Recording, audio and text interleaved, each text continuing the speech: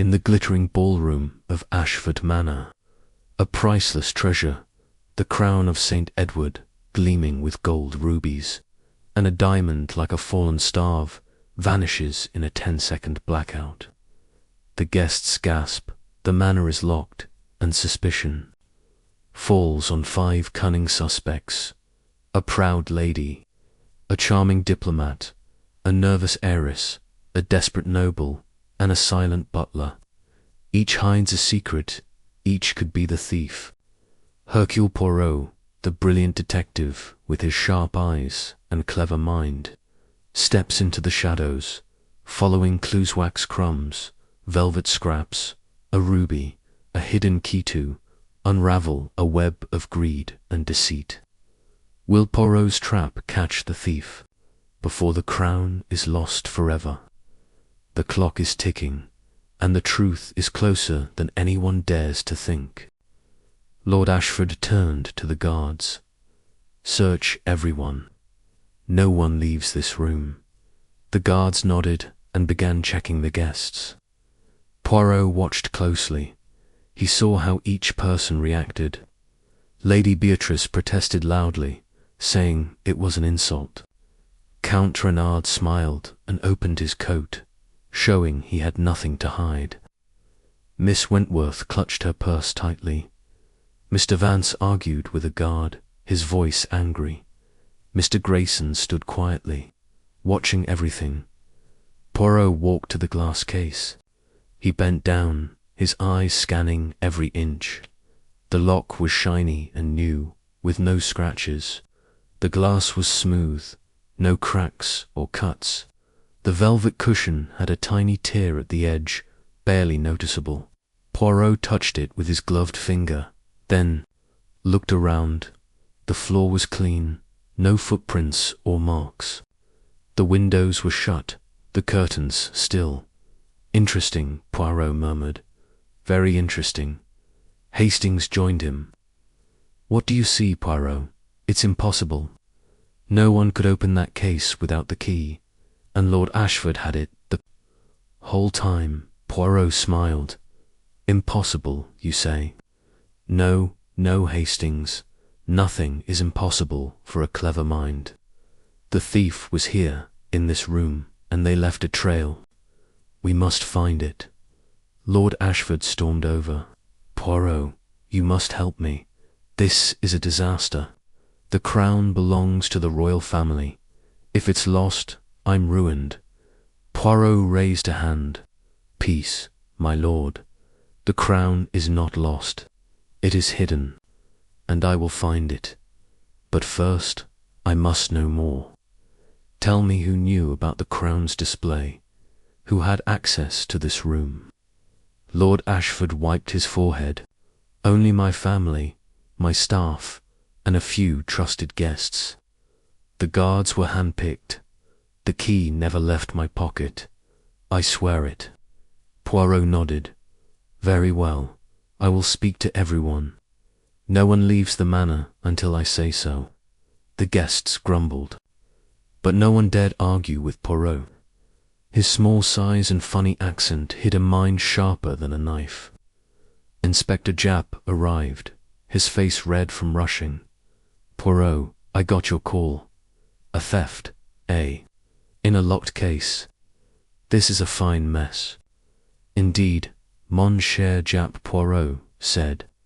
But a mess is only a puzzle waiting to be solved. Come, let us begin. Poirot started with the guards. They were big men, loyal to Lord Ashford. They swore no one got near the case during the blackout. It was only 10 seconds, one guard said. We stood right here. No one could have touched it. Poirot tilted his head. 10 seconds is long enough for a clever thief. Tell me, did you hear anything? A sound, a voice. The guard frowned. Maybe a shuffle, like someone moving fast. But it was so dark, sir. Poirot thanked him and moved on. He spoke to Lady Beatrice next. She sat on a velvet chair, her green dress fanning out like a peacock's tail.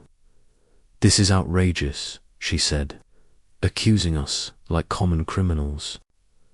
I was dancing when the lights went out. Ask anyone. Poirot smiled politely. Of course, my lady. But tell me, did you see anything unusual tonight? A guest acting strangely, perhaps? Lady Beatrice sniffed.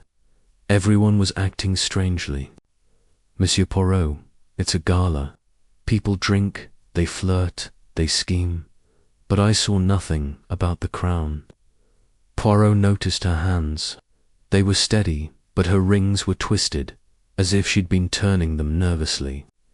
He made a mental note and moved on. Count Renard was next. He bowed to Poirot, his smile wide. Monsieur Poirot, what a pleasure, though I wish it were under better circumstances. I was in the ballroom, charming a lovely lady, when the lights went out.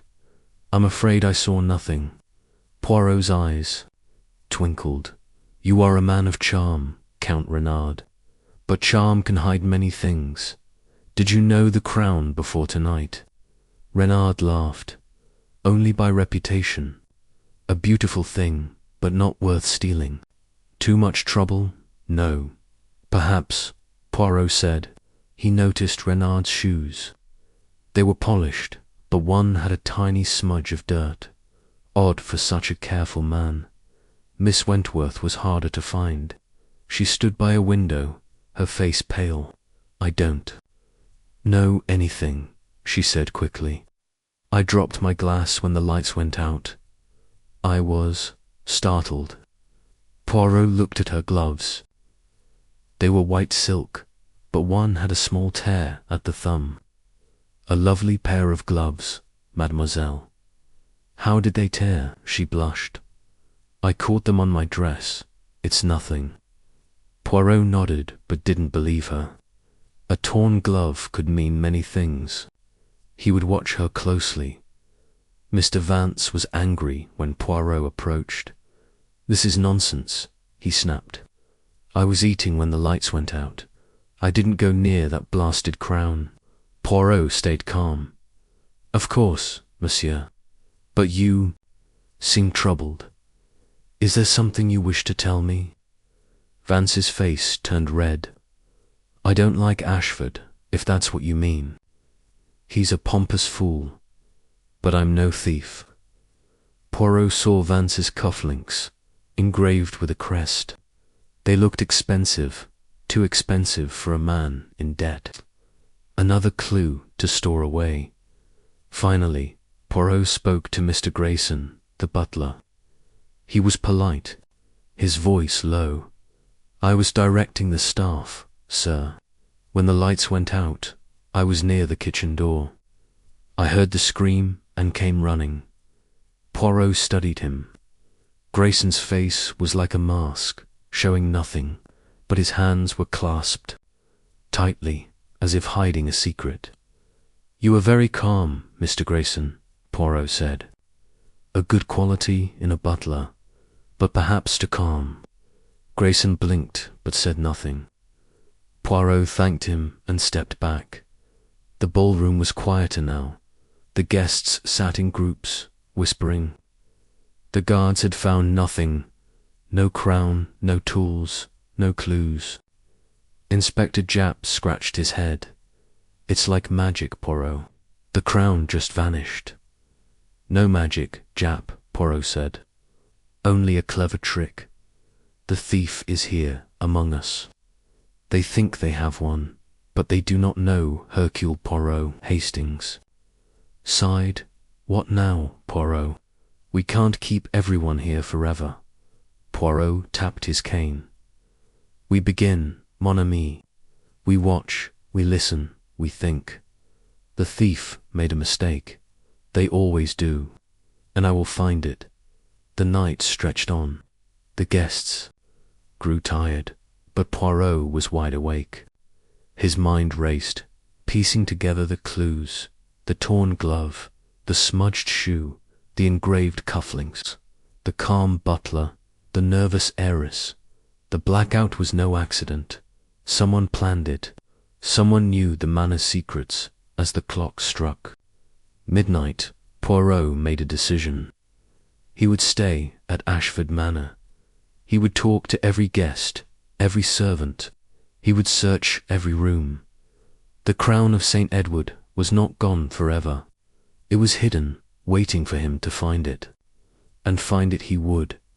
Sleep well, Hastings, Poirot said, his voice firm. Tomorrow we hunt a thief. Hastings yawned. You're enjoying this, aren't you? Poirot smiled. The little grey cells, they love a challenge, and this, mon ami, is a very good challenge. The ballroom was empty now, the chandeliers dim. The glass case stood like a ghost, a reminder of the crime. Somewhere in Ashford Manor the crown waited, and so did the thief. Chapter 1. The gala at Ashford Manor. The night was alive with music and laughter. Ashford Manor, a grand old house in the heart of England, glowed under the soft light of chandeliers. It was July 8th, 1935, and the air buzzed with excitement.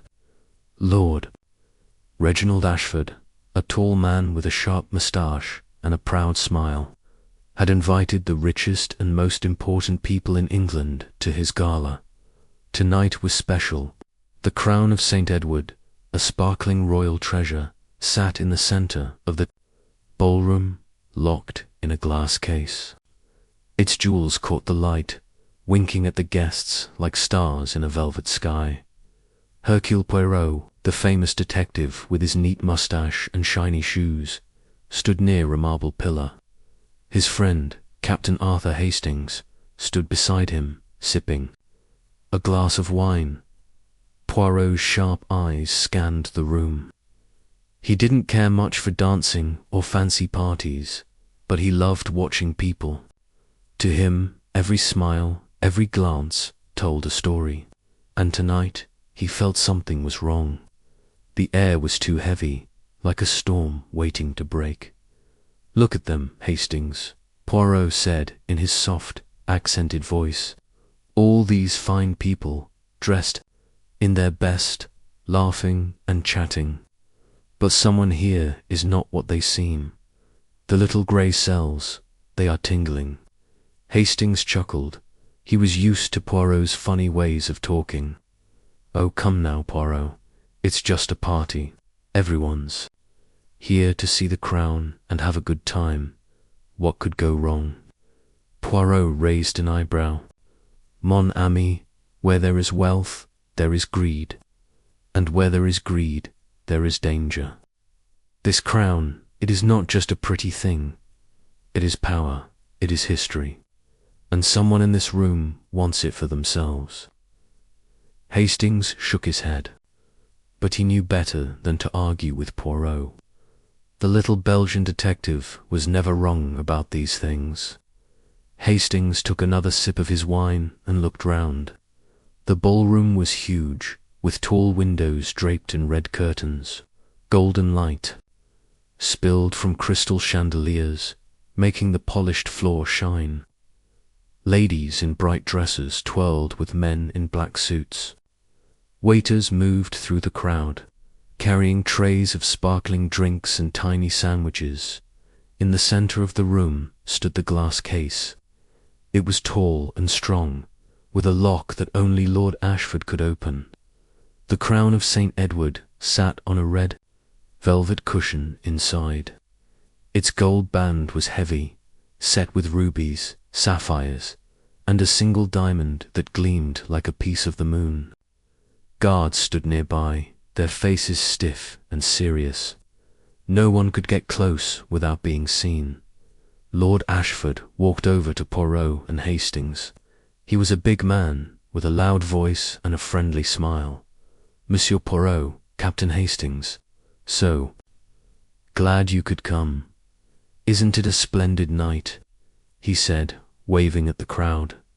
The crown is the talk of England. Everyone wants to see it. It is magnificent, Lord Ashford, Poirot said, bowing slightly. But tell me, is it safe?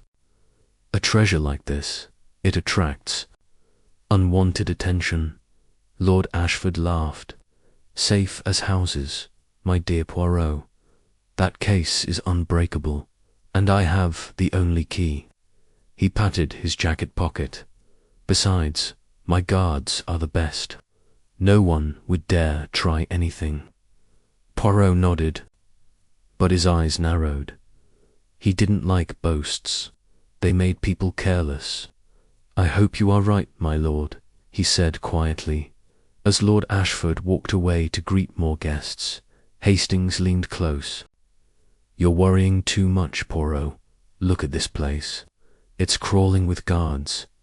No one could steal that crown. Perhaps, Poirot said. But the heart of a thief is clever, Hastings. And clever hearts find clever ways. The music changed to a lively waltz, and the crowd clapped. Poirot's eyes moved over the guests. He saw Lady Beatrice Ashford, Lord Ashford's younger sister. She was tall and beautiful, with dark hair and a sharp smile. Her green dress shimmered as she talked to a group of men. Poirot noticed how her eyes kept flicking to the crown. Was it pride or something else? Nearby stood Count Victor Renard, a French diplomat with a smooth voice and a charming grin. He was telling a funny story, making everyone laugh. But Poirot saw how his hands moved, quick and careful, like a magician's. Could he be hiding something? Then there was Miss Clara Wentworth, a young heiress with golden hair and a quiet way about her. She stood alone, sipping a drink, her eyes darting around the room. Poirot thought she looked nervous, like a deer ready to run. Why was she so uneasy? And there was Mr. Harold Vance, a man with a sad face and tired eyes. He used to be rich and important, but now people whispered about his debts. He stood near the buffet, picking at his food, glancing at Lord Ashford with a frown. Did he hate his host, or was it the crown he wanted? Finally, Poirot's gaze fell on Mr. Grayson, the butler. He was old, with silver hair and a stiff back. He moved through the crowd, directing the waiters with a nod or a wave. He seemed perfect, too perfect. Poirot knew that sometimes the quiet ones hid the biggest secrets. The music stopped, and Lord Ashford climbed onto a small stage. The crowd turned to listen. My friends, he boomed, tonight is a night to remember. The crown of St. Edward, a symbol of our great nation, is here for us to admire. Let us toast to its beauty and to England. The guests raised their glasses, cheering. Poirot clapped politely, but his eyes stayed on the crowd. He saw Lady Beatrice whisper to a man in a corner. He saw Count Renard slip a hand into his pocket. He saw Miss Wentworth drop her glass, her face pale. And he saw Mr. Vance turn away, his jaw tight. Then it happened. The lights flickered. Once, twice, then darkness. The room went black, and a gasp rippled through the crowd. Someone screamed. Glasses clinked as people bumped into each other. Poirot stood still, his ears sharp. He heard footsteps, quick and light, near the center of the room. He heard a soft click, like a lock turning. Then the lights snapped back on. The crowd blinked, confused. Lord Ashford shouted, "What the devil was that?" He pushed through the guests to the glass case. His face turned white. No, no, the crown of St. Edward was gone. The glass case stood empty, its lock still closed, the velvet cushion bare. The guards rushed forward, their faces shocked. The guests whispered and pointed, their voices rising in panic. Poirot stepped forward, his cane tapping the floor. "Calm, everyone, calm," he said, his voice steady. "We must not lose our heads." Lord Ashford spun around, his eyes wild. "Poirot, the crown, it's gone. Stolen, right under our noses. Indeed, Poirot said, his mustache twitching. But do not fear, my lord. Hercule Poirot is here, and the thief will not escape. Hastings grabbed Poirot's arm. Good heavens, Poirot, how could this happen? The case was locked. The guards were right there. Poirot's eyes gleamed. A puzzle, mon ami. A very clever puzzle. But every puzzle has an answer, and I will find it. The ballroom buzzed with fear and excitement. Lady Beatrice fanned herself, looking faint. Count Renard called for order, his voice smooth but loud. Miss Wentworth stood frozen, her hands shaking. Mr. Vance muttered something and slipped toward the door. Mr. Grayson appeared, his face calm but his eyes sharp. Chapter 2. The scene of the crime. The ballroom of Ashford Manor was no longer a place of laughter and music. The chandeliers still glowed, casting soft light on the polished floor. But the air felt heavy, like a storm about to break. It was just past midnight on July 8th, 1935, and the crown of St. Edward, a royal treasure sparkling with rubies and a single diamond, had vanished from its locked glass case during a brief blackout. The guests, a mix of rich lords, ladies, and important visitors, stood in small groups, whispering and glancing nervously. Hercule Poirot, the small Belgian detective with his neat moustache and sharp eyes, stood near the empty case, his cane tapping lightly on the floor. His friend, Captain Arthur Hastings, hovered nearby, his face a mix of shock and curiosity. Inspector Japp, a sturdy policeman with a red face, barked orders to the guards, trying to keep everyone calm. Poirot's mind was already at work. His little grey cells, as he called them, buzzed with questions. How could a heavy crown disappear in 10 seconds of darkness? Who among the guests saw, the staff had, the nerve and the skill to pull off such a trick? And why did the thief act so boldly in a room full of people? Poirot knew one thing for sure. The thief was still here, watching, waiting, thinking they had won. But they didn't know Hercule Poirot. Japp, mon ami, Poirot said, his voice calm but firm. We must examine the scene with care. Every detail, every mark, it tells a story. The thief, they have left a footprint, even if we cannot see it yet. Japp wiped his forehead with a handkerchief. A footprint. Poirot, there's nothing here. The case is locked, the glass isn't broken, and Lord Ashford swears the key never left his pocket. It's like the crown turned to air. Poirot's moustache twitched, a sign he was thinking hard. Air, you say? No, Japp. The crown is solid gold, jewels heavy. It cannot vanish. It is hidden, and we will find it. But first, we must understand the how and the why. Hastings stepped closer, his eyes wide. Poirot, this is madness. The guards were right here. The case was locked. How could anyone open it, grab the crown, and hide it in 10 seconds?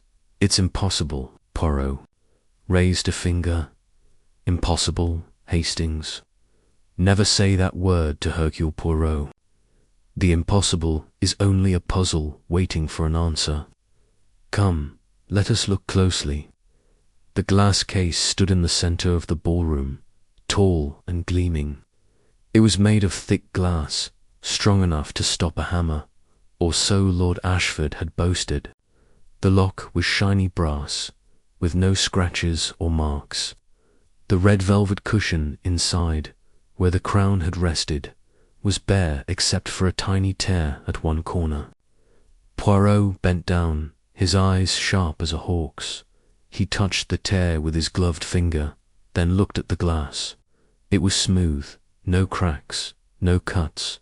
The floor around the case was clean, no dirt or footprints. The guards stood nearby, their faces pale, swearing no one had come close during the blackout. Curious, Poirot murmured. Very curious. What's curious? Hastings asked, leaning over Poirot's shoulder. It looks like nothing, Poirot. No clues at all. Poirot smiled. Nothing, mon ami. There is never nothing. Look at this tear in the cushion. Small, yes, but it was not there before the gala. And the loxy, how it shines. Too perfect. Perhaps a clever thief leaves no marks, but they cannot hide everything. Japp joined them, his notebook out. Right, Poirot, let's get to it. What do you want to check first? The case, the floor, the windows. Poirot stood, brushing his coat. All of it, Japp. But we begin with the case. It is the heart of the crime. Tell me, who made this case? Who knew its secrets? Lord Ashford, who had been pacing nearby, overheard. He hurried over, his face red with worry. The case. It's the best money can buy, Poirot. Made by Lockhart and Sons, finest craftsmen in London. Unbreakable glass, they said. The lock's one of a kind. I have the only key. He pulled a small brass key from his jacket pocket, holding it up like a prize. Poirot took the key, turning it in his fingers. It was heavy, with a fancy design carved into it. One of a kind, you say. No copies, Lord Ashford. None, Lord Ashford said. I made sure of it. Lockhart himself swore it. Poirot handed the key back, his eyes narrowing. Very well, but a key can be borrowed, or copied, or tricked. We must think like the thief. He turned back to the case, circling it slowly. The base was wood, painted black to match the ballrooms. Style, Poirot tapped it with his cane, listening. The sound was solid, no hollow spots. He checked the hinges, the edges, the seams. Everything was tight, perfect, too perfect, perhaps. A good craftsman hides his tricks, Poirot thought. Next, he looked at the floor. The ballroom's wood was polished to a mirror shine, reflecting. The chandeliers, no scuffs, no scratches, no signs of a struggle. But near the case, Poirot saw something, a tiny speck of dust, almost invisible. He knelt, pulling a small magnifying glass from his pocket. The speck was not dust. It was a crumb of red wax, like from a candle or a seal. Interesting, Poirot said, slipping the crumb into a handkerchief. Hastings, what do you make of this? Hastings squinted. Wax. Could be from a candle. The chandeliers, maybe. Poirot shook his head. No, mon ami. The chandeliers use electric lights, not candles. This wax, it is out of place. A clue, perhaps. Japp scribbled in his notebook. Wax, could be from the thief's tools. Maybe they used it to make a mould. Of the key, Poirot's eyes twinkled. A good thought, Japp. But we must not jump to conclusions. The wax may mean something else. Let us keep looking. They moved the windows. The ballroom had 6 tall windows, draped in heavy red curtains. All were locked, the latches tight. Poirot pushed a curtain aside, checking the sill. No dirt. No marks. The thief hadn't climbed out. The crown was too big, too heavy to toss through a window anyway. Poirot estimated it weighed at least 5 pounds, with its gold and jewels. Hiding it in a pocket or a purse would be hard, especially in 10 seconds. The crown is still in the manor, Poirot said, his voice low. The thief could not escape with it, not with so many eyes watching. Hastings frowned. But where, Poirot? We searched everyone. No one had it. And the guards checked the doors. No one left the ballroom. Poirot tapped his temple. Think, Hastings. The thief is clever. They planned this. The blackout was no accident. They knew the manner, the case, the key. They had a place to hide. The crown, a place we have not yet found. Jap groaned. Great. So we're looking for a needle in a haystack. This manor's huge hundreds of rooms, secret corners, who knows what else. Poirot smiled. A haystack, yes, but every haystack has a needle. We will find it, Jap. But first, I must speak to the suspects again. Their faces, their words, they will tell us more than this empty case. The guests were still in the ballroom, watched by guards. Some sat on chairs, looking tired. Others whispered, pointing at the case. Poirot called for Lord Ashford to gather the key suspects. Lady Beatrice Ashford, Count Victor Reynard, Miss Clara Wentworth, Mr. Harold Vance, and Mr. Grayson, the butler. They stood in a line, their faces a mix of fear, anger, and defiance. Poirot began with Lady Beatrice. She was tall, her dark hair pinned up, her green dress catching the light. Her eyes were sharp, like a cat's. Monsieur Poirot, she said, her voice cold, this is a waste of time. I was dancing when the lights went out. I know nothing about the crown. Poirot bowed slightly. Of course, my lady. But tell me, where were you standing when the darkness came? Near the case, perhaps. Her lips tightened. I was in the middle of the ballroom with Lord Carlton. Ask him, he'll tell you. Poirot nodded, but he noticed her hands. Her rings were still twisted, as if she'd been fidgeting, and her dress had a faint crease near the hem, like it had brushed against something rough. Thank you, Lady Beatrice, he said, moving on. Count. Renard was next, his smile smooth as silk. Monsieur Poirot, I am at your service, but I fear I can offer little.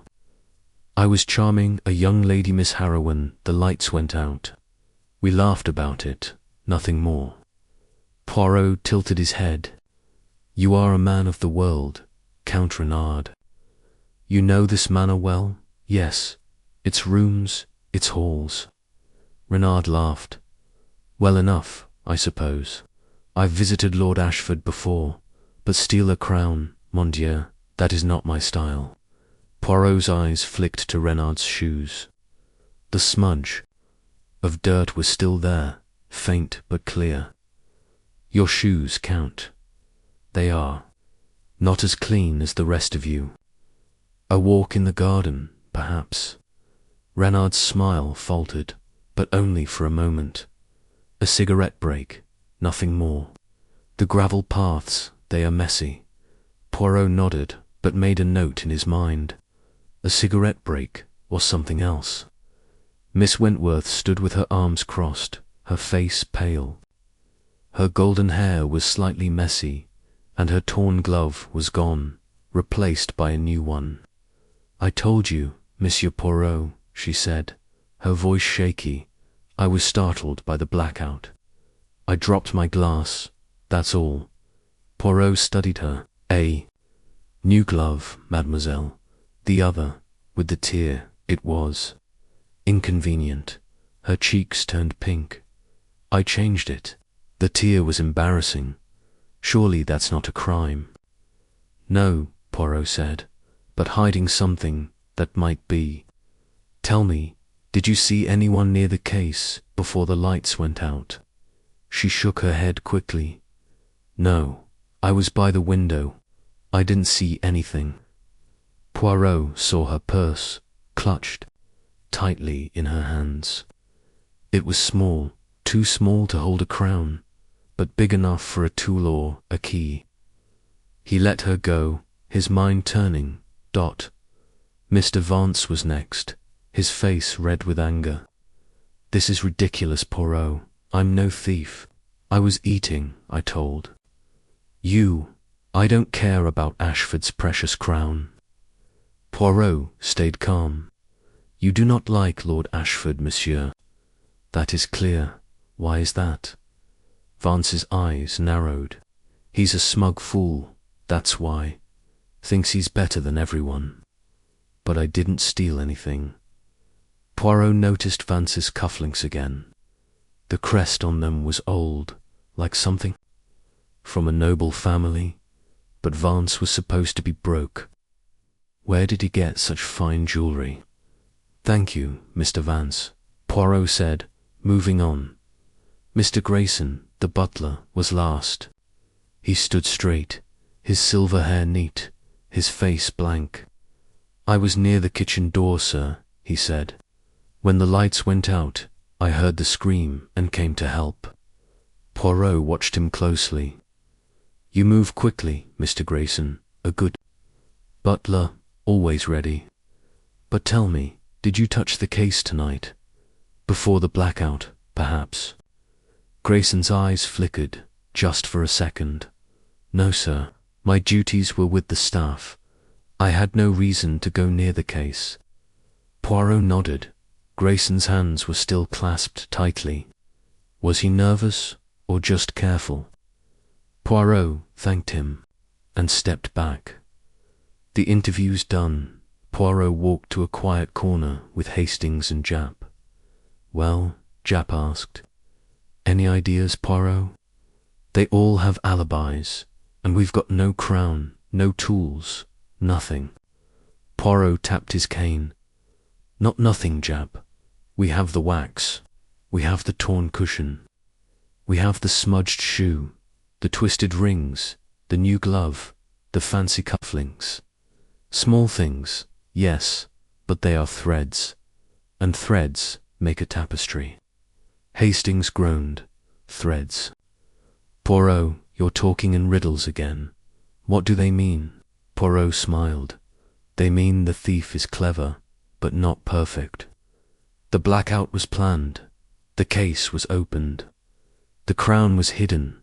But where? That is the question. Japp scratched his head. So what's next? Search the manor. Question everyone again. Poirot nodded. Yes, Japp, but we must be clever too. The thief is watching us. They think they are safe. So we must make them feel unsafe. Hastings raised an eyebrow. Unsafe? You mean scare them? Exactly, mon ami, Poirot said. We will watch, we will listen, we will wait. The thief will make a mistake. They always do. The ballroom was quiet now, the guests sent to their rooms under guard. The manor felt like a cage, trapping everyone inside. Poirot stood by the empty case, his eyes bright. The crown was out there, hidden in a clever place. The thief was out there, thinking. They had one, but Poirot knew better. This was only the beginning. He turned to Hastings. Come, mon ami, we have work to do. The little grey cells, they are ready. Hastings sighed but followed. Japp called for more policemen to search the manor. The night was long, but Poirot was not tired. His mind was alive, chasing the truth. The crown of St. Edward would be found, the thief would be caught, and Hercule Poirot would make sure of it. Chapter 3. The suspects assemble. The grand ballroom of Ashford Manor. Once alive with music and laughter, now felt like a courtroom. It was the early hours of July 9th, 1935, just past 1 in the morning. The chandeliers still glowed, casting soft shadows on the polished wooden floor, but the joy of the gala was gone. The crown of St. Edward, a royal treasure heavy with gold and sparkling with rubies and a diamond like a captured star, had vanished from its locked glass case during a 10-second blackout. The guests, a mix of rich lords, ladies, and important visitors, sat or stood in small groups, their faces tight with worry. Some whispered, others glared, and a few looked ready to run. Hercule Poirot, the small Belgian detective with his neat moustache and sharp, twinkling eyes, stood near the empty glass case, his cane resting lightly in his hand. His friend, Captain Arthur Hastings, paced nearby, his brow furrowed. Inspector Japp, the sturdy policeman with a red face, barked orders to his men, keeping the exits guarded. Poirot's mind was a whirlwind of thoughts, his little grey cells working fast. The theft was bold, clever, planned. The thief had used the blackout to open the locked case, take the crown, and hide it all in 10 seconds. But how, and where was the crown now? Poirot knew it was still in the manor. The guards had checked every guest, every bag, every pocket. No one had left the ballroom during the chaos. The thief was here, among them, hiding behind a smile or a frown, and Poirot would find them. "Japp, mon ami," Poirot said, his voice calm but firm. "We must speak to the suspects now. Their words, their eyes, their hands, they will tell us what the empty case cannot." Japp nodded, wiping sweat from his forehead. "Right, Poirot. I've got my men watching everyone. No one slipping out. Who do you want first?" Moustache twitched, a sign he was thinking hard. "We will speak to them all, Japp, but one at a time. The key suspects, Lady Beatrice Ashford, Count Victor Renard, Miss Clara Wentworth, Mr. Harold Vance, and Mr. Grayson, the butler. Bring them to the library. It is quiet there, and I need quiet to hear the truth." Hastings stopped pacing, his eyes wide. "The library, Poirot. Why not here? And what do you hope to learn? They'll just lie, won't they?" Poirot smiled, his eyes gleaming. "Lie, Hastings. Oh yes, some will lie. But even lies tell a story. The way a person speaks, the way they move, the things they do not say, these are clues. And Hercule Poirot misses nothing." Japp clapped his hands. "All right, you lot." He shouted to the guests, "Stay put. We're taking some of you for questioning. No funny business." He nodded to a guard who began herding the 5 suspects toward the library. The other guests muttered, some angry, some scared, but no one dared argue with Japp's stern face or Poirot's quiet confidence. The library was a grand room, with tall shelves packed with books, a roaring fire in the hearth, and leather chairs that smelled of polish. A long oak table sat in the center, lit by a single lamp. Poirot took a seat at the head, his cane resting against his knee. Hastings sat to his right, his notebook open, ready to jot down anything important. Japp stood by the door, his arms crossed, watching like a hawk. The suspects filed in, their faces a mix of emotions. Lady Beatrice, proud and sharp. Count Renard, smooth and smiling. Miss Wentworth, pale and nervous. Mr. Vance, angry and red-faced. And Mr. Grayson, the butler, calm as a still pond. Poirot folded his hands, his eyes moving from one suspect to another. "Madame et messieurs," he began, his voice soft but clear, "a great crime has been committed tonight. The crown of St. Edward, a treasure of England, is gone. Stolen in a moment of darkness. One of you knows more than you say. And I, Hercule Poirot, will find the truth. Let us begin." Lady Beatrice Ashford first was Lady Beatrice, Lord Ashford's younger sister. She swept into a chair, her green dress shimmering like a forest in moonlight. Her dark hair was pinned up, but a single strand had fallen loose, giving her a slightly wild look. Her eyes were sharp, like a cat watching a mouse. She crossed her arms, her rings glinting under the lamp. Monsieur Poirot, she said, her voice cold, this is an insult. I am Lady Beatrice Ashford, sister of the host. To think I would steal from my own family, it's outrageous. Poirot bowed slightly, his smile polite. Of course, my lady. No one doubts your honor. But tell me, where were you when the lights went out? You said you were dancing? Yes, yes, she snapped. With Lord Carlton. We were in the middle of the ballroom. Everyone saw us.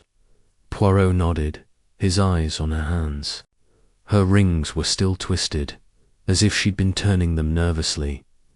And during the blackout, did you move? Did you hear anything? A sound, perhaps? Lady Beatrice frowned, her lips tight. It was dark, Monsieur Poirot. People bumped into each other, glasses fell, someone screamed. I stayed where I was, holding Lord Carlton's arm, that's all. Poirot tilted his head. You are very sure, my Rosie. Your dress, it is beautiful, but did it catch on something? I see a small crease at the hem, as if it brushed against something rough. A table, perhaps, or something else.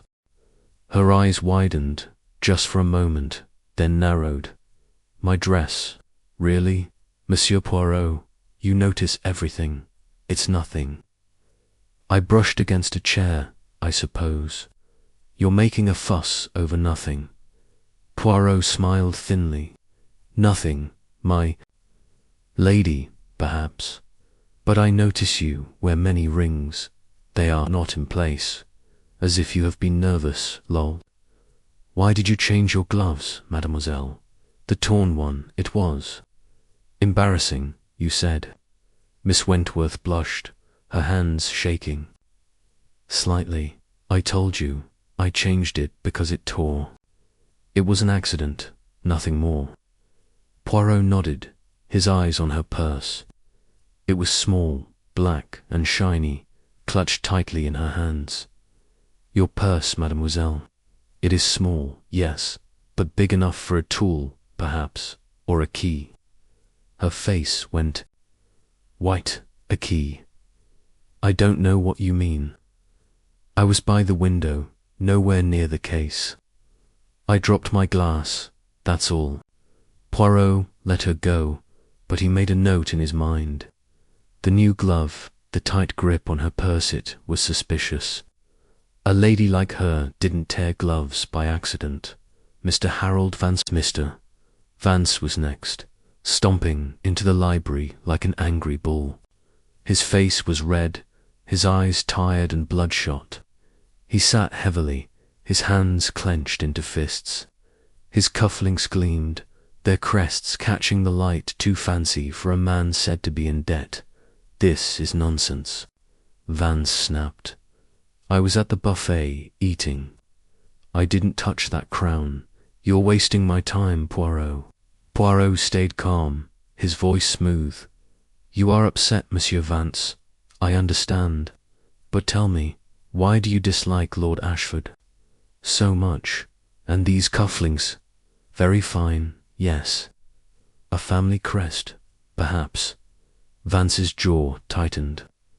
Ashford's a smug fool who thinks he's above everyone. As for the cufflinks, they're old. Family heirlooms. What's that got to do with anything? Poirot's eyes narrowed. Perhaps nothing. Perhaps everything. Where were you standing when the lights went out? At the buffet, Vance said, his voice sharp. I told you, I was eating. Ask the waiters. They saw me. Poirot nodded. Thank you, Monsieur Vance. You may go. Vance stood, muttering under his breath, and stormed out.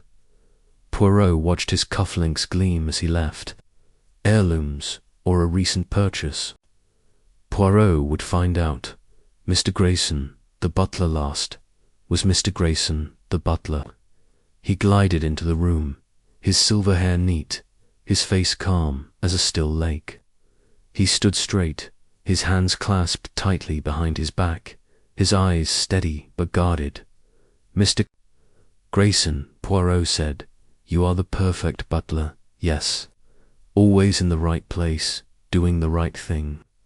Where were you when the lights went out?" "Near the kitchen door, sir," Grayson said, his voice low and even. "I heard the scream and came to help. My duties kept me busy with the staff." Poirot leaned forward. "You know this manor well, Monsieur Grayson. Every room, every hall. Did you go near the case tonight? Before the blackout, perhaps?" Eyes flickered, just for a second. "No, sir, I had no reason to. My place is with the staff, not the guests." Poirot smiled. "You were very calm, Monsieur Grayson. Too calm, perhaps. Your hands, they are tight. Are you hiding something?" Grayson's face stayed blank. "I am a butler, sir. It is my job to stay calm. I have nothing to hide." Poirot thanked him and let him go. Grayson's calm was like a mask, Poirot thought. What was behind it? The interviews were done. The suspects returned to the ballroom, where the other guests waited under guard. Poirot stood by the fire, his mind racing. The twisted rings, the smudged shoe, the new glove, the fancy cufflinks. The calm butler reach was a piece of the puzzle. The blackout was no accident. Someone had planned it, timed it, used it. The crown was hidden, not gone, but where and who? Poirot turned to Hastings and Japp, who had joined him by the hearth. "Well, Poirot," Japp asked, his voice tired, "what did you learn?" "They all have stories, and none of them crack." Poirot tapped his cane on the floor. "Stories, yes, Japp, but stories have holes. Lady Beatrice's rings, they twist. Renard's shoe, it smudges. Wentworth's glove, it changes. Vance's cufflinks, they shine too bright. Grayson's calm, it hides something. These are clues, my friends. Small, but they lead somewhere." Hastings groaned. "Clues. Poirot, you're seeing things that aren't there. What do they mean?" Poirot's eyes gleamed. "They mean the thief is here, Hastings. They think they are clever, but they are not perfect. We will watch them, we will wait, and they will move. And when they do, Hercule Poirot will be ready." The library was quiet now, the fire crackling softly. The manor felt like a trap, holding its secrets tight. Poirot knew the crown was close, hidden in a clever spot. The thief was close, too, watching from the shadows. But Poirot was watching back. The game had begun, and he would not lose. "Time to search the manor, Japp," Poirot said. "Every room, every corner. The crown is here, and so is the truth." Japp nodded, calling for his men. Hastings sighed, rubbing his eyes. "This is going to be a long night, Poirot." Poirot smiled. "A long night, yes, mon ami, but a good one. The little grey cells, they are awake, and they are hungry." Chapter 4. The Psychology of Theft O'Clock in Ashford. Manor's library struck 2 in the morning on July 9th, 1935. The fire in the hearth had burned low, casting a warm, flickering glow across the room. Tall bookshelves loomed like silent guards, their leather-bound volumes soaking up the quiet. Hercule Poirot sat in a high-backed chair at the oak table, his small hands folded neatly, his moustache perfectly trimmed, and his sharp eyes gleaming under the soft light of a single lamp. His friend, Captain Arthur Hastings, slouched in a chair nearby, rubbing his eyes, his tie slightly crooked from the long night. The crown of St. Edward, a royal treasure of gold, rubies, and a diamond that sparkled like a star, had been stolen from its locked glass case in the ballroom during a 10-second blackout. The manor was locked down, the guests under guard, and Inspector Japp's men were searching every room, but the crown was still missing. The thief, Poirot knew, was among them, hiding behind a mask of innocence. Poirot's mind buzzed, his little grey cells piecing together the puzzle. The theft was no accident. It was planned, bold, and clever. The thief had used the blackout to open the case, take the crown, and hide it all in a fleeting moment. But where was the crown now? And who had the nerve to steal it under the noses of guards, guests, and Hercule Poirot himself? The answers were close. Poirot felt like a shadow just out of sight. He leaned back, his cane resting against his knee, and let his thoughts wander. "Hastings, mon ami," Poirot said, his voice soft but clear. "This theft, it is not just a crime of greed. It is a crime of the mind. The thief, they are proud. They think they have outsmarted us all. But pride, it makes mistakes." Hastings yawned, then sat up straighter. "Proud, Poirot, you're talking in riddles again. Someone grabbed the crown and hid it. That's all, probably for money. Why make it so complicated?" Poirot's mustache twitched, a sign he was amused. "Complicated, Hastings? No, no, it is simple. The thief did not act on a whim. They planned this every step, every second. The blackout, the locked case, the hidden crown, it is a performance, mon ami. And to catch a performer, we must understand their mind." Hastings frowned, his brow creasing. "Their mind? You mean why they did it? Could be greed, like I said, or maybe revenge, or, I don't know, Poirot, you tell me." Poirot smiled, his eyes twinkling. "Greed, yes. Revenge, perhaps. But also power. The crown of St. Edward is not just gold and jewels. It is a symbol. To steal it is to challenge the order of things. The thief, they want to feel bigger than the crown, bigger than England itself." Hastings shook his head. "You make it sound like a game, Poirot, but it's a crime.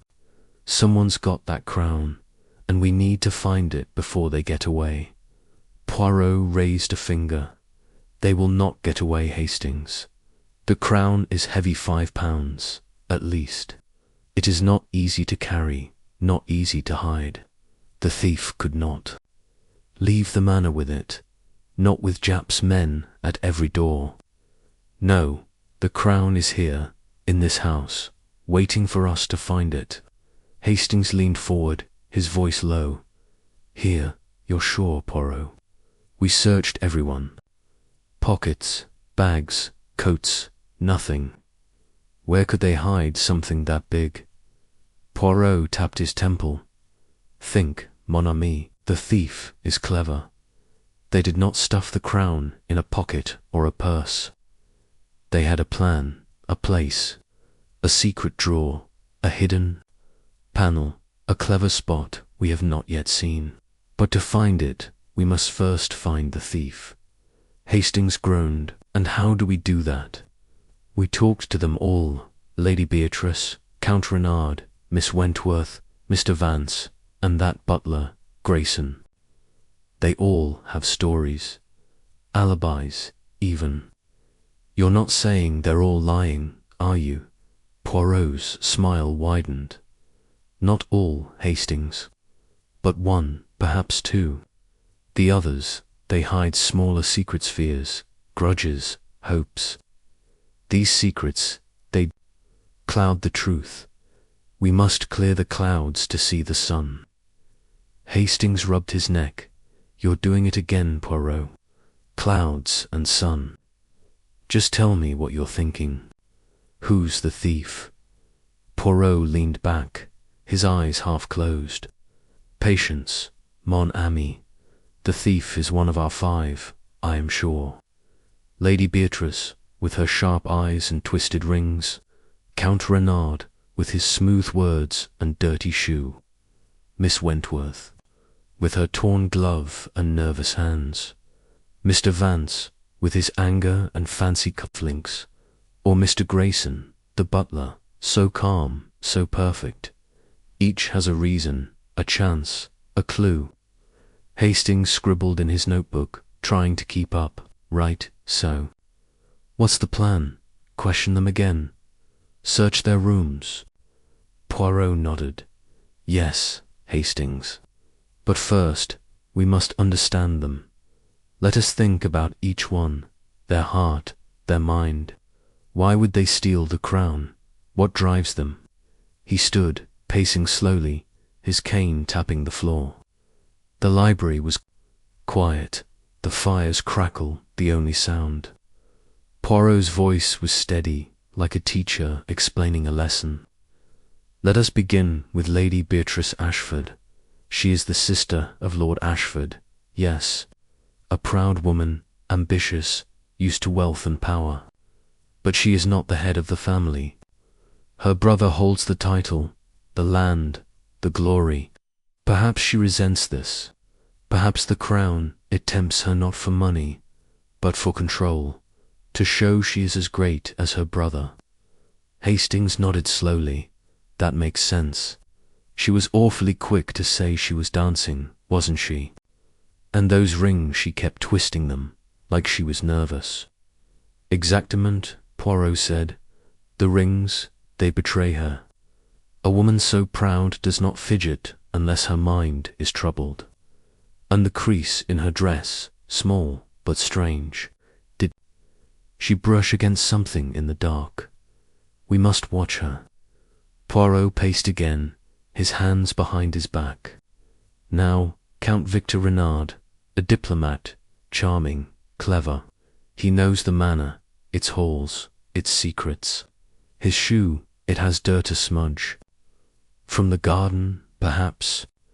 He says he went for a cigarette, but why go outside when there are smoking rooms inside? And his smile, it is too perfect, too practiced. A man like Renard, he plays a game. The crown, it could be a prize for him, not for wealth, but for politics. A way to embarrass England, or to gain favour with another country. Hastings raised an eyebrow. You think he's a spy, Poirot? That's a bit dramatic, isn't it? Poirot chuckled. Dramatic, yes, but possible. Diplomats, they deal in secrets. The crown, stolen and sent abroad, would be a scandal. Renard's charm hides something.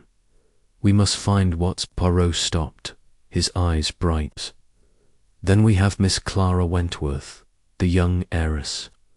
She is quiet, nervous, like a bird ready to fly. Her glove was torn, then changed. Her purse, she holds it too tightly. Why? She says she was by the window, but her hands shake, her face is pale. She has money, yes, but money does not always satisfy. Perhaps she seeks adventure or danger. Or perhaps she owes someone a debt, a favour. The crown could pay such a debt. Hastings scribbled faster. She did look scared, Poirot. And that glove business, it's odd. Why change it so quickly, unless she's hiding something? Poirot nodded. We, Hastings, the glove, the purse, they are clues. Miss Wentworth is not as innocent as she seems. We will dig deeper. He paced again, his cane tapping softly. Mr. Harold Vance, now a man fallen from grace. Once rich, now poor, full of anger. He hates Lord Ashford, that is clear. His cufflinks, they are too fine for a man in debt. Did he borrow money, steal them? Or does he have a secret buyer for the crown? His temper, it makes him careless. A careless man makes mistakes. Hastings frowned. Vance was at the buffet, he said. The waiters might back him up. But he's so angry, Poirot. Could he really pull off something this clever? Poirot's eyes twinkled. Anger, Hastings, can drive a man to great cleverness, great foolishness. Vances, cufflinks, they tell a story. We must learn it. Finally, Poirot stopped pacing, facing the fire. And Mr. Grayson, the butler, so calm, so perfect. He knows every corner of this manor. He was near the kitchen door, he says, but his hands, they are too tight, his eyes too guarded. A butler sees everything, hears everything. He could plan a theft like this, quiet, unseen. But why? Money, loyalty to someone else, or a grudge we do not yet see? Hastings sighed. Grayson's like a ghost, Poirot, always there, but you hardly notice him. Could a butler really steal a crown? Poirot turned, his smile sharp. A butler, Hastings, is never just a butler. He is a man with dreams, fears, secrets. Grayson's calm, it is a mask. We must look behind it. The fire crackled, sending a spark into the air. Poirot sat again, his hands folded. So, mon ami, we have 5 suspects, each with a reason, each with a clue. The twisted rings, the dirty shoe, the torn glove, the fancy cufflinks, the calm mask. These are threads, and we will weave them into a net. Hastings closed his notebook, his face tired. A net, Poirot. You're planning something, aren't you? What's the next step? Poirot leaned forward, his voice low. We must shake the tree, Hastings.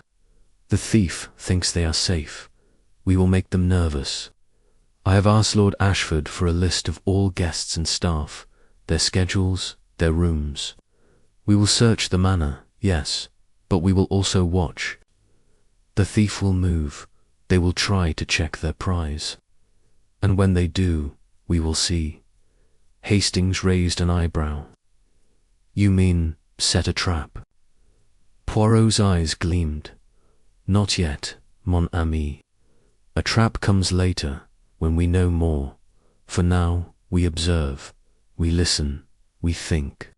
The thief is proud, but pride is a weakness. They will make a mistake, and Hercule Poirot will be there. Japp burst into the library, his face red. Poirot, my men found something in the ballroom. A scrap of velvet, like from the crown's cushion, stuck in a crack near the stage. Could be a clue. Poirot stood, his cane in hand. Excellent, Japp. Show me this velvet. Every thread, it brings us closer.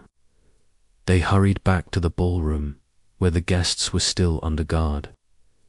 The empty glass case stood like a silent witness, its lock gleaming, its cushion bare. Japp pointed to a small crack in the wooden stage, where a tiny piece of red velvet was caught, barely visible. Poirot knelt, his magnifying glass out. The velvet matched the cushion perfectly, but it was frayed, as if torn in a hurry.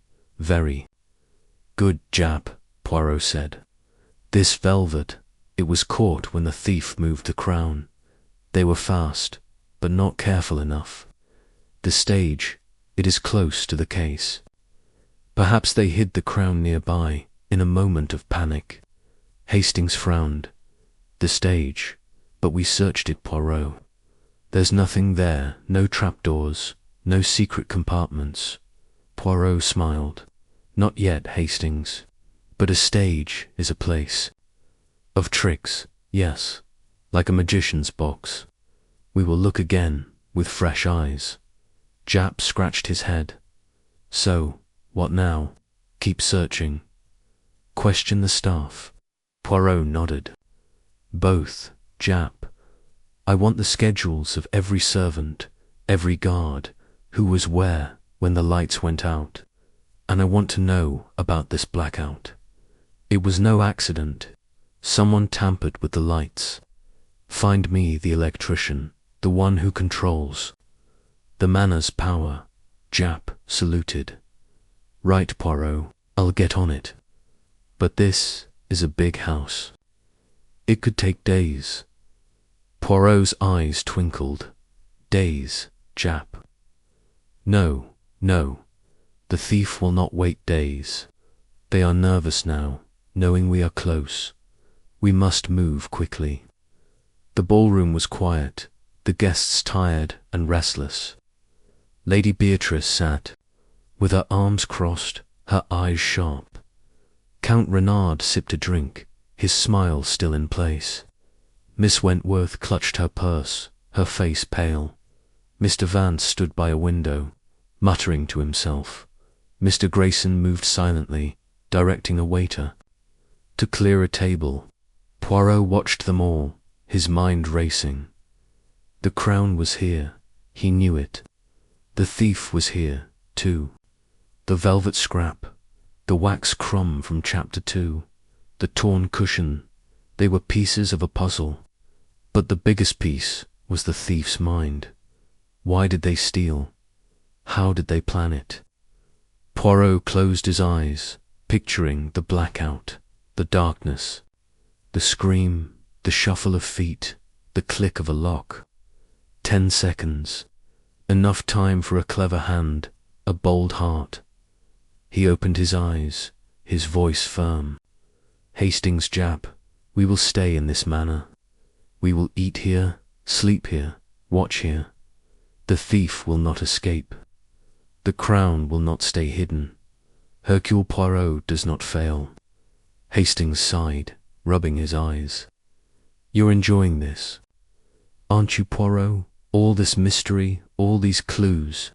Poirot smiled, his moustache curling. Enjoy, Hastings.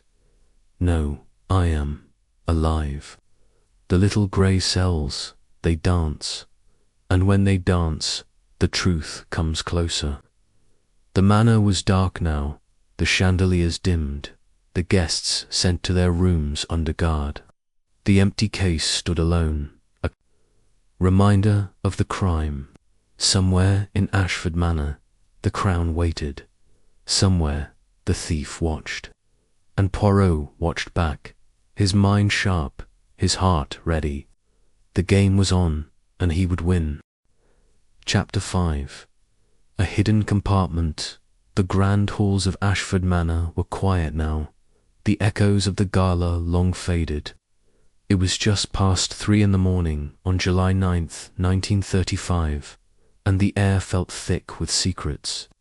The crown of St. Edward, a royal treasure, heavy with gold, rubies, and a diamond that gleamed like a fallen star, had been stolen from its locked glass case in the ballroom during a 10-second blackout.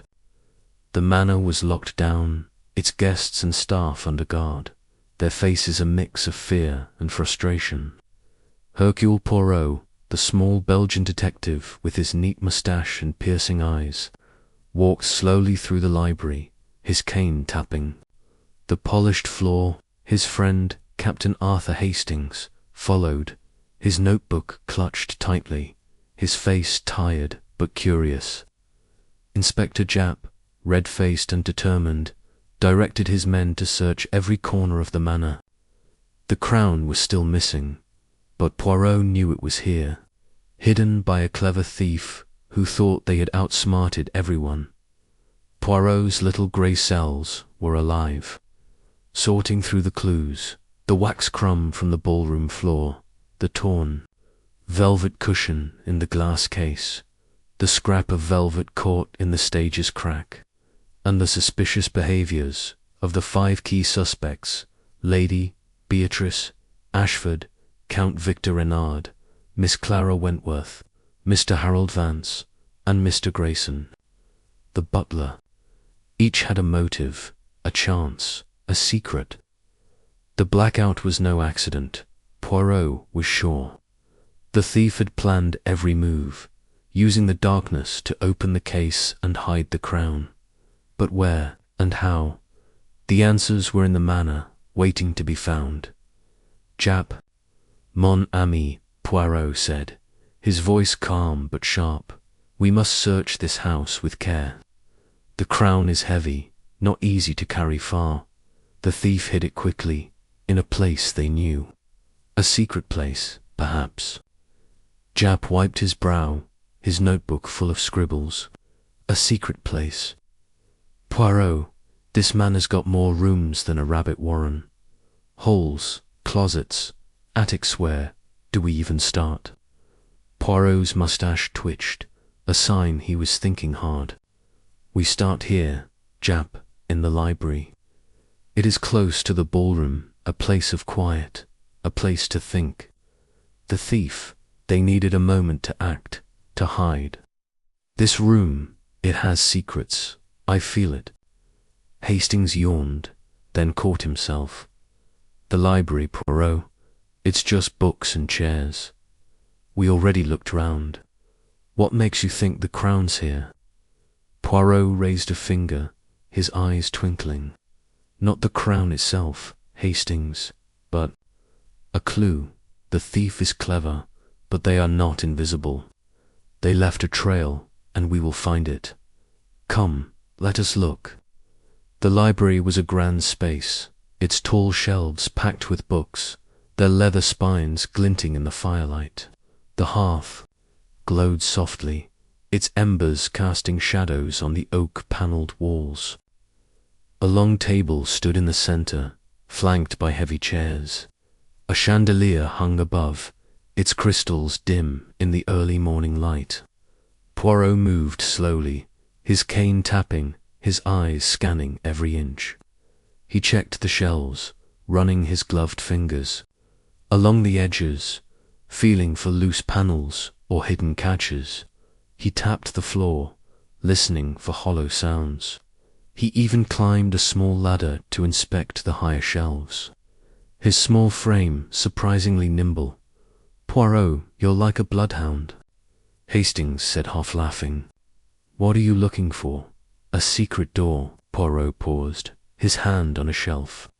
"A door, a drawer, a compartment, something, Hastings. The thief needed a place to hide the crown, if only for a moment. This manor is old, full of tricks. The Ashfords, they love their secrets." Japp joined them, his boots heavy on the floor. "My men are searching the bedrooms now. Nothing yet. No crown, no tools, no nothing. But I've got a man checking the electrical box. That blackout wasn't a fluke, was it?" "No, Japp," Poirot said, his voice low.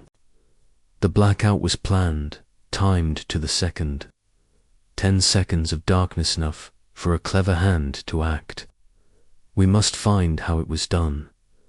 The electrician, he will tell us something." As Japp nodded and stepped out to check on his men, eyes fell on a large bookshelf near the hearth. It was taller than the others, its wood carved with vines and flowers. Something about it caught his attention, a faint line in the wood, almost invisible, where 2 panels met. He pressed his fingers along the seam, feeling for a catch. There was a soft click, and a small panel, no bigger than a book, slid open. "Hastings," Poirot called, his voice sharp with excitement. "Come, look at this." Hastings hurried over, his eyes wide. "Good heavens, Poirot, a secret compartment." The compartment was small, just deep enough to hold a book or a box, but it was empty. Poirot peered inside, his magnifying glass out. The wood was smooth, but there was a faint scratch, as if something heavy had been placed inside, then removed.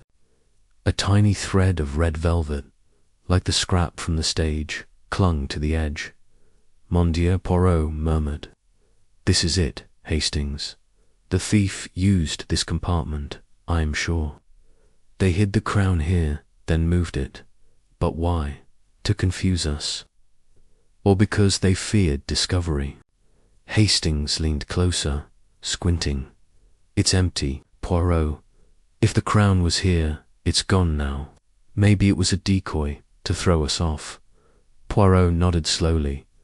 A decoy, perhaps, or a temporary hiding place.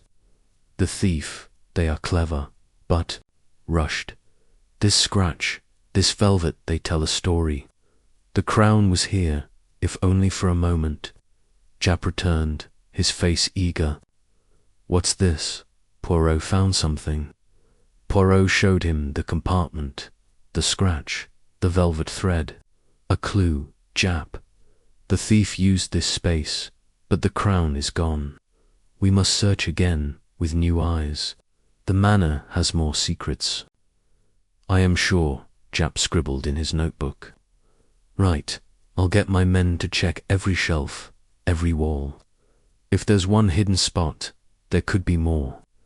As Japp barked orders to his team, Hastings pulled Poirot aside. This is getting stranger, Poirot. A secret compartment, velvet scraps, what does it mean? And who knew about this place? Not every guest could find a hidden panel. Poirot's eyes gleamed. Exactement, Hastings. Only someone who knows. The manor well, its rooms, its tricks. Lady Beatrice, she grew up here. Mr. Grayson, he works here, sees everything. Count Renard, he has visited before, yes.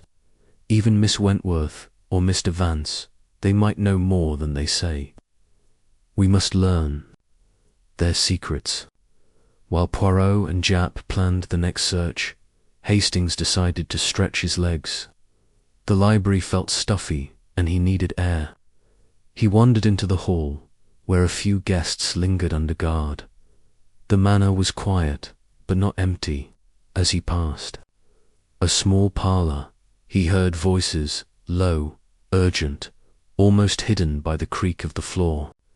He stopped, his heart racing, and pressed himself against the wall. Listening, it was Lady Beatrice, her voice sharp but hushed.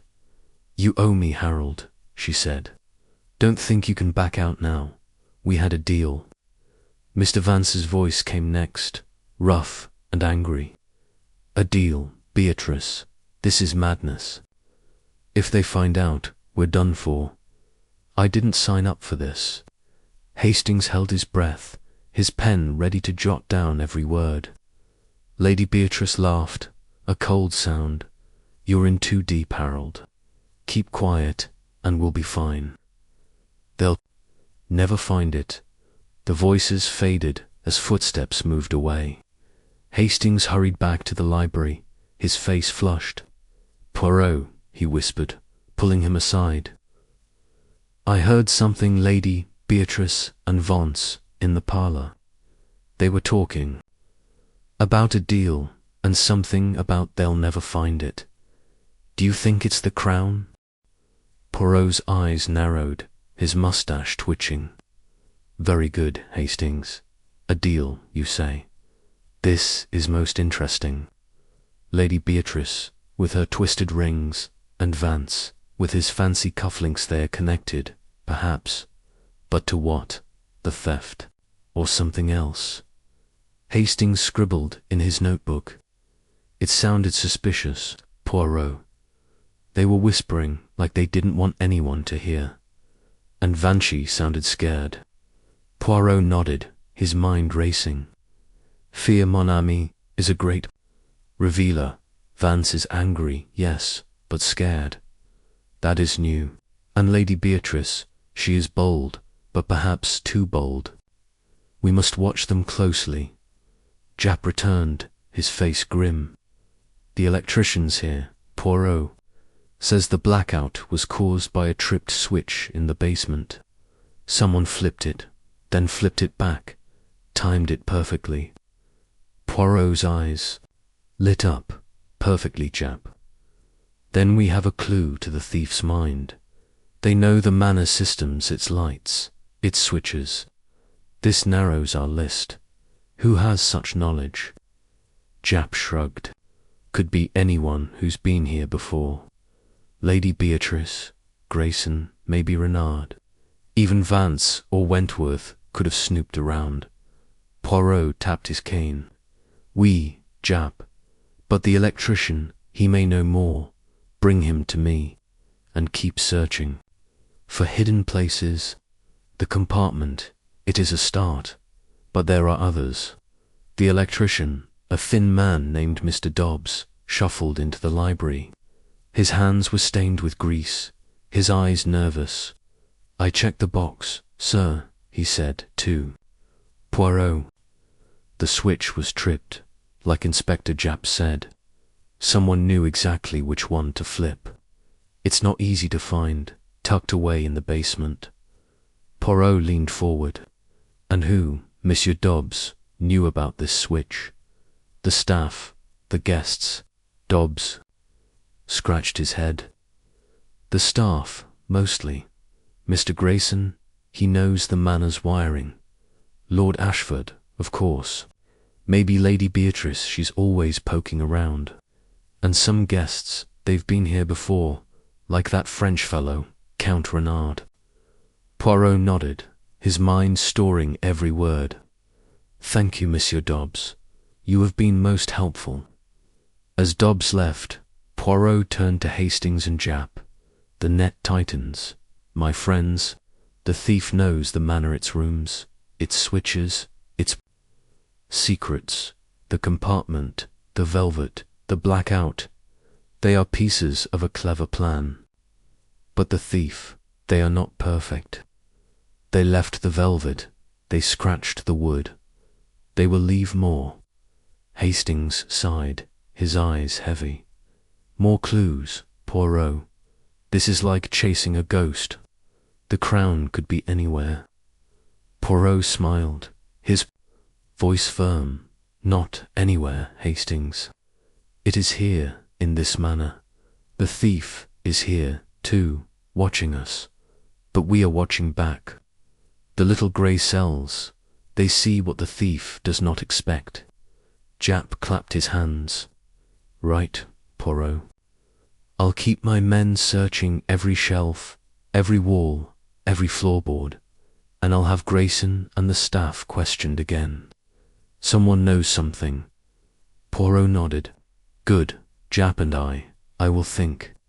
The compartment, it is a clue, but not the answer. The conversation Hastings heard, it is a thread, but not the tapestry. We must weave them together. The library grew quiet again, the fire low, the shadows long. The manor felt like a maze, its secrets locked in wood and stone. Poirot stood by the hidden compartment, his fingers tracing the scratch. The crown had been here, he was sure, if only for a moment. The thief had moved it, but where and why? To sell it, to keep it, to prove a point. He turned to Hastings, his voice soft but certain. Sleep, mon ami, if you can. But I will not rest. The thief thinks they have one, but they have only begun to play, and Hercule Poirot, he does not lose. Hastings yawned, his notebook slipping from his hand. You're a machine, Poirot. All this thinking, all these clues, it's enough. To drive a man mad, Poirot chuckled. Mad, Hastings? No, it is order, method, clarity. The little grey cells, they love this game, and they will win. The manor was dark, its halls silent, its guests locked in their rooms. The crown was out there, hidden in a clever place. The thief was out there, too, thinking they were safe. But Poirot was closing in, one clue at a time. The hidden compartment, the velvet thread, the whispered deal, they were steps on a path, and that path would lead to the truth. Chapter 6. The diplomat's alibi. Dawn was breaking over Ashford Manor, painting the sky with streaks of pink and gold. It was just after 5 in the morning on July 9th, 1935, and the grand house stood quiet, its halls heavy with the weight of the night's crime. The crown of St. Edward, a royal treasure of gold, rubies, and a diamond that shone like a captured star. had vanished from its locked glass case in the ballroom during a 10-second blackout. The manor was sealed tight, its guests and staff under guard, their faces worn with worry and suspicion. Hercule Poirot, the small Belgian detective with his neat mustache and sharp, twinkling eyes, stood in the ballroom, his cane tapping softly on the polished floor. His friend, Captain Arthur Hastings, yawned beside him, his notebook open but his eyelids heavy. Inspector Japp, his face red from lack of sleep, directed his men to continue searching the manor's endless rooms. The crown was still missing, but Poirot was certain it was here, hidden by a thief who thought they were cleverer than he. Poirot's little grey cells buzzed, sorting through the clues, the wax crumb on the ballroom floor, the torn velvet cushion in the glass case, the velvet scrap caught in the stage's crack, the hidden compartment in the library, and the whispered conversation between Lady Beatrice and Mr. Vance about a deal. The blackout, caused by a tripped switch in the basement, was no accident. It was planned, timed to perfection. The thief had used those 10 seconds to open the case, take the crown, and hide it. But who and where? Poirot's eyes flicked to the 5 key suspects: Lady Beatrice Ashford, Count Victor Reynard, Miss Clara Wentworth, Mr. Harold Vance, and Mr. Grayson, the butler. Each had a motive, a chance, a secret.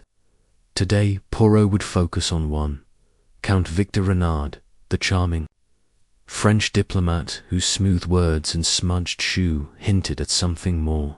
Japp. Mon ami Poirot said, his voice calm but firm, we must test the alibi of Count Reynard. He says he was in the ballroom, charming a lady, when the lights went out. But his shoe, it has dirt from the garden, and his smile, it is too perfect. We will recreate the blackout, yes, to see if his story holds. Japp rubbed his eyes, his voice gruff. Recreate the blackout. Poirot, it's barely dawn. The guests are exhausted, and my men are run ragged. Can't we just question him again? Poirot's mustache twitched, a sign he was thinking hard. Questioning, Japp, it gives words, but words can lie. Action, it shows truth. The blackout was 10 seconds enough time for a clever thief, but only if they moved fast. We will see if Reynard could move so fast. Hastings, struggling to stay awake, scribbled in his notebook. You think Reynard's lying, Poirot, he said. He was with Miss Harrow, dancing or something. She backed him up, didn't she? Poirot nodded, his eyes narrowing. Oui, Hastings. Miss Harrow says she was with him. But her eyes, they were nervous, her voice too quick.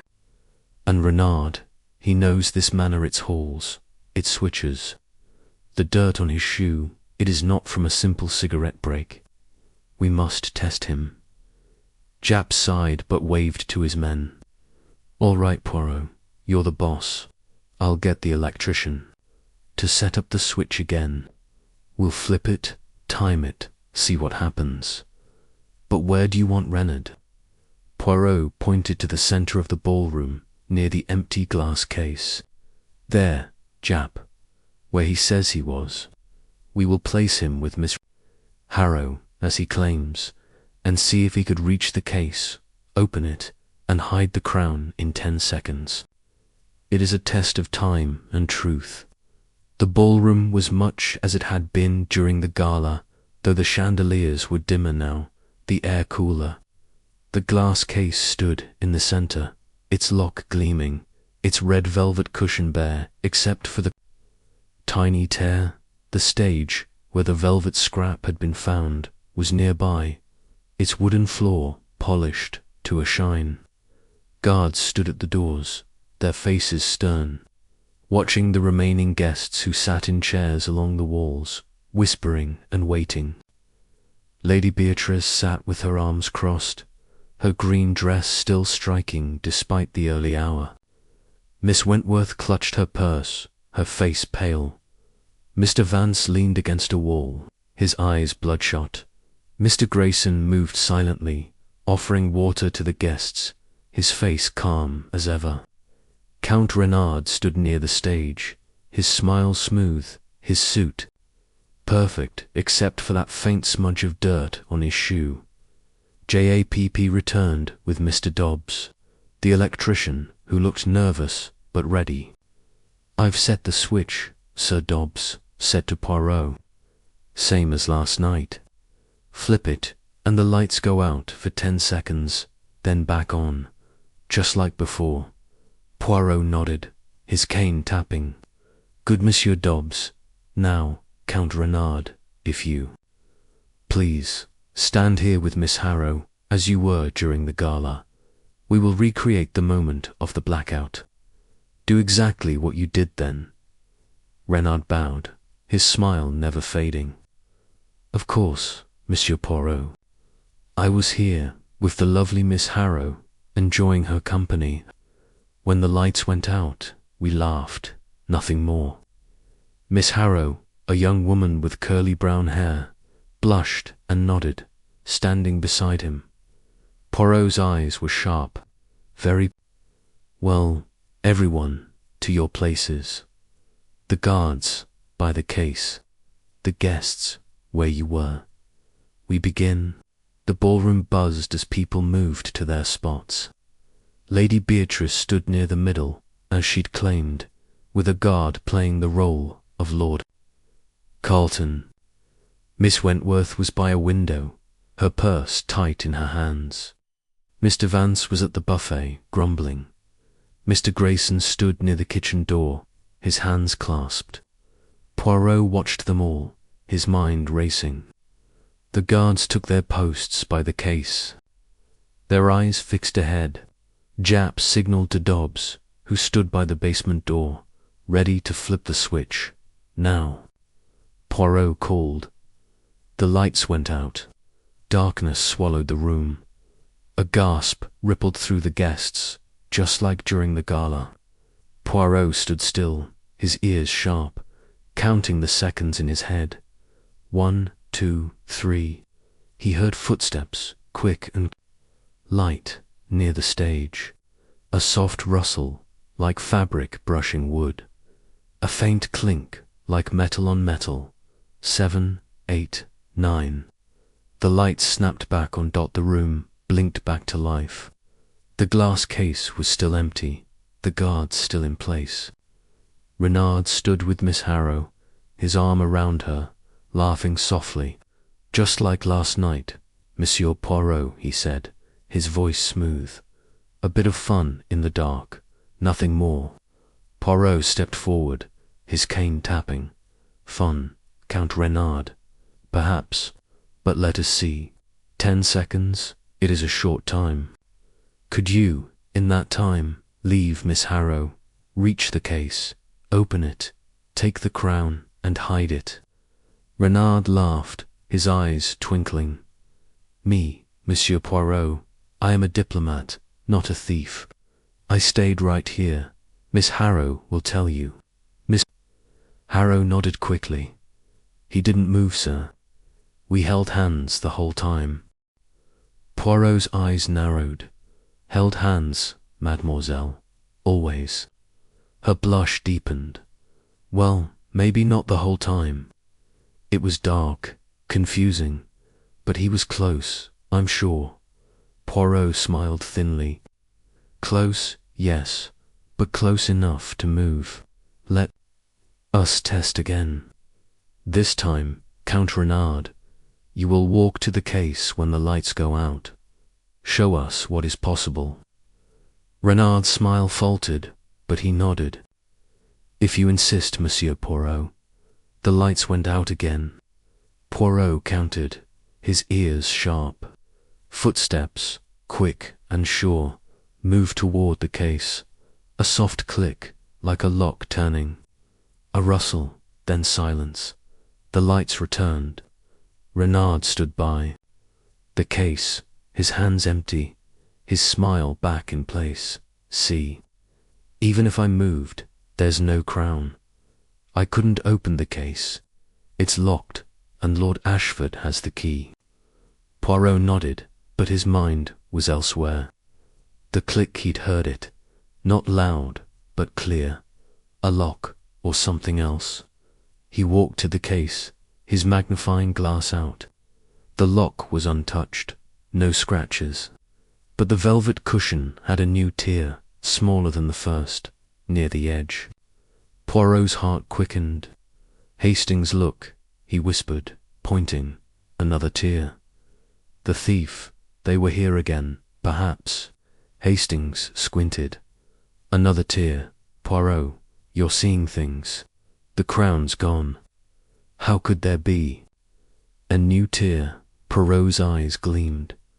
Not the crown, Hastings. Something else. A tool, a key, something small. The thief, they returned, or someone did. We are close. Japp joined them, his notebook open. What's this about a tear? And Renard, he got to the case in 7 seconds. Poirot, that's fast. Could he have done it? Poirot tilted his head. 7 seconds, Japp. Yes, it is possible. But the lock, it takes time. The hiding, it takes more. Renard, he moves quickly. But his alibi, it has a gap. 3 seconds, perhaps, when Miss Harrow was not sure. We must dig deeper. Renard, overhearing, laughed. Dig all you like, Monsieur Poirot. I am a diplomat, not a thief. My hands are clean. He spread his hands, but Poirot noticed a faint smudge on his cuff, like dust or ash. Another clue. Poirot turned to Japp. We must check the stage again, Japp. The velvet scrap, the footsteps. I heard they point there. And the basement switch. Who else knew of it? Japp nodded. I've got Dobbs checking the staff records.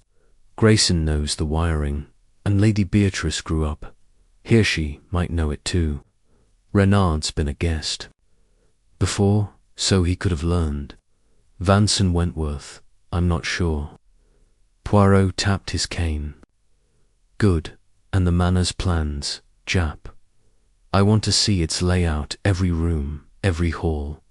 The thief knows this house. We must know it better. Hastings, still scribbling, looked up. The layout.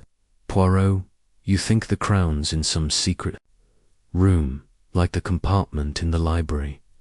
Poirot smiled. Perhaps, Hastings. The compartment was empty, but it taught us something. The manor hides things, panels, passages, tricks. The crown is in such a place, I am sure. As Japp left to fetch the manor's plans, Poirot walked to the stage, his eyes scanning the wood. The velvet scrap had been found here, caught in a crack. He knelt his magnifying glass out and saw something new, a tiny fleck of gold paint, barely visible near the crack. Mon Dieu, he murmured. Gold paint, from the crown, perhaps, or something else. Hastings leaned over. Gold paint. Poirot, you're finding clues everywhere. What does it mean? Poirot stood, his voice low. It means the crown was here, Hastings, or something like it. The thief moved it, but not far. The stage, it is a place of tricks, like a magician's act. We must look closer. The guests were growing restless, their voices sharp with complaints. Lady Beatrice stood, her eyes flashing. This is absurd, Monsieur Poirot, keeping us like prisoners. I demand to speak to my brother. Poirot bowed. Patience, my lady. The truth, it takes time, but we are close. Miss Wentworth sat quietly, her purse still tight in her hands. Mr. Vance muttered by the buffet, his cufflinks glinting. Mr. Grayson glided through the room, his face calm but his eyes watchful. Renard chatted with Miss Harrow, his laugh too. Loud, too easy. Poirot returned to the case, his mind racing. The blackout, the click, the new tear, the gold paint, they were pieces of a puzzle. Renard's alibi had a gap, small but real. The thief had moved fast, known the manner, planned the blackout. But they had left traces, velvet, wax, paint. Poirot's net was tightening, one clue at a time. Japp returned with a roll of paper there. Manners, plans. Here you are, Poirot. Every floor, every room. If there's a secret passage, it'll be here. Poirot unrolled the plans, his eyes sharp. The ballroom, the library, the basement, they were all there, with notes on old renovations. A small mark caught his ajar narrow passage behind the stage, labelled Servants' Access. This, Poirot said, pointing, this could be it. A way to move unseen. Hastings gasped. A passage. Poirot, you think the thief used it? Poirot nodded. Perhaps, Hastings. We will check it. But first, we watch. The thief is nervous. Now, they know we are close. They will move, and we will see. The ballroom grew quiet, the dawn light creeping through the windows. The empty case stood like a challenge, its lock mocking Poirot's efforts, but he was not deterred. The crown was here, hidden in a clever spot. The thief was here, thinking they were safe. Poirot's little grey cells were awake, and they would not rest until the truth was found. Hastings Japp, Poirot said, his voice firm, we stay in this manner. We search, we watch, we think. The thief's pride, it will undo them, and Hercule Poirot, he will be ready. Hastings sighed, his notebook heavy with notes. You're relentless, Poirot. All these clues, all this thinking, it's exhausting. Poirot smiled, his moustache curling. Exhausting, mon ami. No, it is life. The little grey cells, they love this dance, and they will lead us to the crown. Chapter 7. The Heiress's Secret. The morning light filtered through the tall windows of Ashford Manor, casting long shadows across the ballroom's polished floor. It was just past 7 in the morning on July 9th, 1935, and the grand house felt like a cage, its secrets locked tight. The crown of St. Edward, a royal treasure of gold, rubies, and a diamond that gleamed like a captured star, had been stolen from its locked glass case during a 10-second blackout the previous night. The manor was sealed, its guests and staff under guard, their faces pale with exhaustion and fear. Hercule Poirot, the small Belgian detective with his neat moustache and piercing eyes, stood near the empty case, his cane tapping softly as he thought. His friend, Captain Arthur Hastings, sat on a nearby chair, his notebook open, his eyes heavy from the sleepless night. Inspector Japp, his face redder than ever, barked orders to his men, who were still searching the manor's endless rooms. The crown was nowhere to be found, but Poirot was certain it was here, hidden by a thief who believed they had outwitted everyone. Poirot's little grey cells were racing, piecing together the clues. The wax crumb on the ballroom floor, the torn velvet cushion in the case, the velvet scrap caught in the stage's crack, the hidden compartment in the library, the gold paint fleck near the stage, and the whispered deal between Lady Beatrice and Mr. Vance. The blackout, caused by a tripped switch, was planned to the second. The thief had used those 10 seconds to open the case, take the crown, and hide it. Poirot's suspicions circled the 5 key suspects: Lady Beatrice Ashford, Count Victor Renard, Miss Clara Wentworth, Mr. Harold Vance, and Mr. Grayson, the butler. Each had a motive, a chance, a secret. Today, Poirot's focus was on Miss Clara Wentworth, the quiet heiress whose torn glove and nervous hands hinted at a deeper story. "Jap, mon ami," Poirot said, his voice calm but sharp. "We must speak to Miss Wentworth again. Her glove, it was torn, then changed. Her purse, she holds it too tightly, and her eyes, they are full of fear. She knows something, I am sure." Jap wiped his brow, his notebook stuffed with notes. "Wentworth. She's just a nervous girl," Poirot said. "She was by the window, dropped her glass in the dark. You think she's hiding something big?" Poirot's mustache twitched, a sign he was thinking hard. "Big, Jap. Perhaps, or perhaps small, but important. Fear, it makes people careless. Miss Wentworth, she is not as innocent as she seems. We will question her, and we will search her room. There we may find the truth." Hastings looked up, his pen pausing. "Her room, Poirot. You think she's got the crown stashed under her bed? Seems a bit obvious for a thief, this clever." Poirot smiled, his eyes twinkling. "Not the crown, Hastings. It is too heavy, too bold to hide in a bedroom. But a clue, a tool, a letter, something to show her heart. Miss Wentworth, she is like a bird, ready to fly. We must catch her before she does." Jap nodded, waving to a guard. "Right, Poirot. I'll have Wentworth brought to the library, and I'll send a man to check her room, quiet-like. Don't want to spook her." The library was Poirot's chosen spot for questioning, its quiet shelves and warm fire a contrast to the tense ballroom. The oak table gleamed under a single lamp, and the leather chairs smelled of polish. Poirot sat at the head, his cane resting against his knee, his hands folded neatly. Hastings sat to his right, his notebook ready. Jap stood by the door, his arms crossed, watching like a hawk. Miss Clara Wentworth entered, her golden hair slightly messy, her face pale as milk.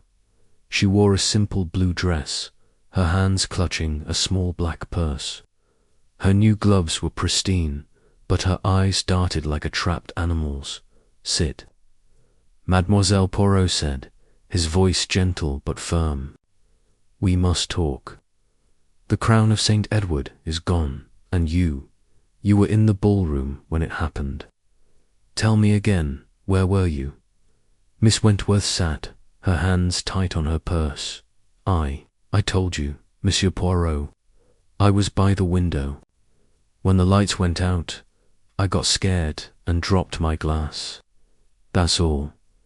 Poirot leaned forward, his eyes locked on hers. "Scared, mademoiselle? Yes, I see fear in you now. But why? A blackout. It is startling, but not so frightening for a lady of your courage. And your glove, it was torn. You changed it quickly. Why?" Her cheeks flushed, her voice shaky. "It tore on my dress," I said. "It was embarrassing. I changed it, that's all. Why does it matter?" Poirot's mustache twitched. "It matters, mademoiselle, because small things hide big truths. A torn glove, it could mean a struggle, or handling something sharp, a tool, perhaps, or a key.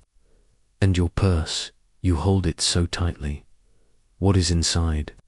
Her eyes widened, her hands gripping the purse harder. "Nothing, just my things.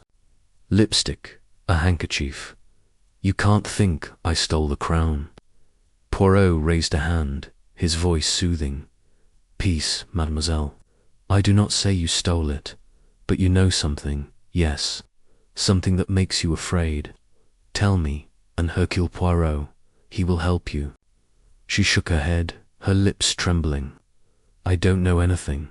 Please, leave me alone." Poirot leaned back, his eyes never leaving her. "Very well, but fear, it is a heavy burden. If you change your mind, I am here. You may go." Miss Wentworth stood, her steps quick as she left the library. Japp followed her out, whispering to a guard to keep an eye on her. Hastings closed his notebook, his brow furrowed. She's hiding something, Poirot, but she's so scared, it's hard to believe she's the mastermind. Poirot nodded. Not the mastermind, perhaps, but a piece of the puzzle, Hastings. Her fear, it is real. She knows something or someone has made her afraid. We must learn why. Japp returned, his face grim. My man's searching her room now. Quiet, like you said. But I've got news, Grayson's been seen near the village late at night, meeting a stranger. Could be nothing, just errands, but it's odd for a butler to sneak out. Poirot's eyes sparkled. Sneaking, Japp. Most interesting. Grayson, with his calm mask, he hides much. Perhaps he meets a contact, a buyer for the crown. We will follow this thread. But first, Miss Wentworth's room. What brings it? The guard returned, his face flushed, holding a small velvet pouch. Found this, sir, hidden in Miss Wentworth's jewelry box, tucked behind a false panel. Japp opened the pouch, his eyes wide. Inside was a tiny jeweller's loop, the kind used to inspect gems, and a folded note. He read the note aloud. Meet at midnight, the usual spot. Bring the red stone, E. The handwriting was sharp. Unknown. Poirot clapped his hands, his face alight. Mandia, Japp, a loop. A tool for gems, for jewels like those on the crown. And this note, the red stone, a ruby, perhaps. Miss Wentworth, she is not just a nervous heiress. She has secrets, dangerous ones. Hastings gasped, his pen flying across his notebook. A ruby? You think she's planning to break the crown apart, sell the jewels? Poirot shook his head. Not yet, Hastings. The crown is whole, I believe, hidden in the manor. But this loop, this note, they point to a trade, a deal. Miss Wentworth, she knows people who buy such things. We must learn who E is. Japp stuffed the pouch in his pocket. Right. I'll have my men check the village, see if anyone's seen Wentworth with a stranger. And this E could be a fence, a smuggler. Poirot's eyes narrowed. A smuggler, Japp. We, that is. The word. I have heard whispers of an art smuggling ring, moving jewels and paintings across Europe. Miss Wentworth, her money, her travels, she could be part of it. The crown, it would be a prize for such people. Hastings leaned forward, his voice low. Art smuggling. Poirot, that's a big leap. She's just a young woman, rich, sure, but a criminal. Poirot smiled thinly. A criminal, Hastings. Not always by choice. Money, it buys beauty, but also trouble. Perhaps she owes someone, or fears someone. The note, it is a command, not a request. We must protect her and find her truth. Japp nodded. I'll keep her under watch, and I've got the manor's plans. There's a servant's passage behind the stage, like you thought. My men are checking it now. Poirot stood, his cane in hand. Good, Japp. The passage, it may lead us to the crown. But first, we return to the ballroom. I wish to see Miss Wentworth again, to watch her. Fear, it makes mistakes. The ballroom was quieter now, the guests slumped in chairs, their eyes heavy. Lady Beatrice sat with her arms crossed, her sharp gaze following Poirot. Count Renard sipped a coffee, his smile still smooth. Mr. Vance stood by a window, muttering. Mr. Grayson moved silently, clearing cups, his face calm but his hands tight. Miss Wentworth sat alone, her purse on her lap, her face pale as ever. Poirot approached her, his voice gentle. Mademoiselle, a word, if you please. You are tired, yes. But I must ask, do you know a person with the initial E? Her eyes widened, her hands trembling. E, no, I don't know what you mean. Poirot watched her closely. A note, mademoiselle, found in your room. It speaks of a red stone, a meeting at midnight. You know of this, yes. Her face crumpled, tears welling. Please, Monsieur Poirot, I didn't steal the crown, I swear it. I can't say more. They'll hurt me. Poirot's heart softened, but his mind stayed sharp. Who, mademoiselle, who will hurt you? Tell me, and I will protect you. She shook her head, sobbing softly. I can't, I'm sorry. She stood, her purse falling to the floor, and ran toward the hall. A guard stopped her, guiding her back to her seat. Hastings hurried over, his notebook open. Good heavens, Poirot, she's terrified. You think she's in with smugglers? Poirot nodded, picking up her purse. It was light, but something rattled. Inside, he opened it, finding a small key, old and tarnished. Unlike the case's brass lock, a key, Hastings. Not for the case, but for something else. A box, a door, a secret. Japp joined them, his eyes on the key. Another clue, Poirot. You're pulling them out of thin air. What's it for? Poirot slipped the key into his pocket. We will find out, Japp. But Miss Wentworth, she is in danger. We must watch her, protect her. The smugglers, they are close, perhaps in this manner. The ballroom buzzed with whispers as the guests watched Miss Wentworth cry. Lady Beatrice raised an eyebrow, her lips tight. Renard's smile faded, his eyes sharp. Vance turned away, his hands clenched. Grayson paused, his tray steady but his eyes fixed on Wentworth.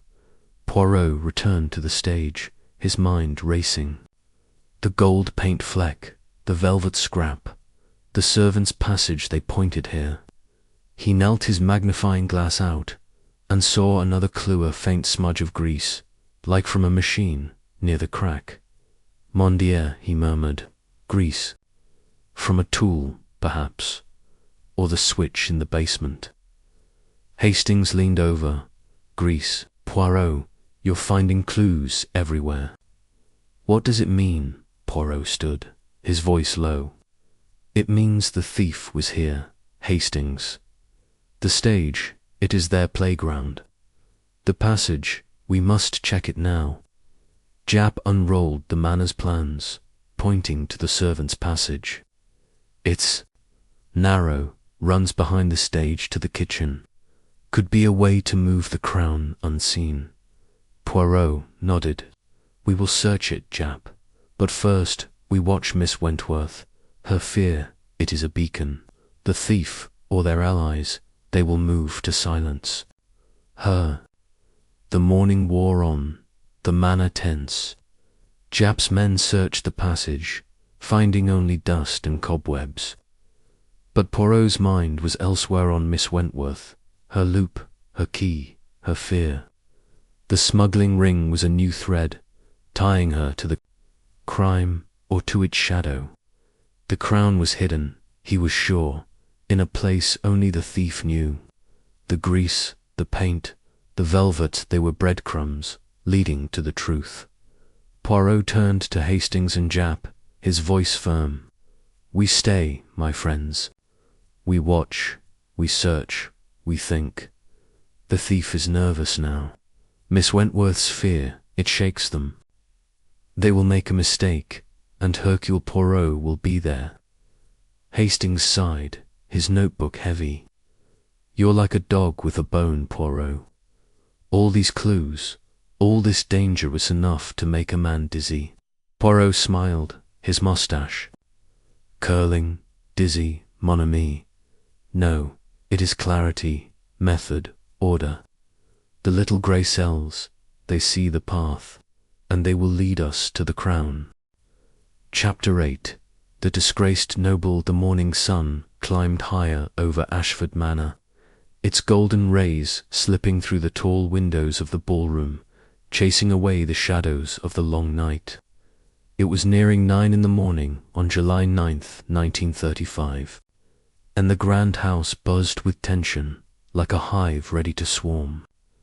The crown of St. Edward, a royal treasure heavy with gold, rubies, and a diamond that sparkled like a star caught in a net, had vanished from its locked glass case during a 10-second blackout at the gala the previous evening. The manor was locked tight, its guests and staff under guard, their faces etched with exhaustion, fear, and suspicion. Hercule Poirot, the small Belgian detective with his neat moustache and piercing eyes, stood near the empty case, his cane tapping softly on the polished wooden floor.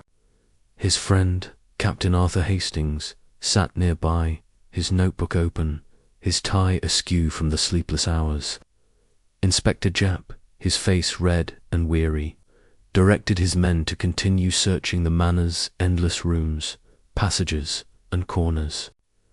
The crown remained hidden, but Poirot was certain it was here, concealed by a thief who believed they had outsmarted everyone. Poirot's little grey cells were alive, weaving together the clues: the wax crumb on the ballroom floor, the torn velvet cushion in the case, the velvet scrap caught in the stage's crack, the hidden compartment in the library, the gold paint fleck near the stage, the grease smudge by the stage crack, the whispered deal between Lady Beatrice and Mr. Harold Vance, and Miss Clara Wentworth's jeweller's loop and mysterious note about a red stone.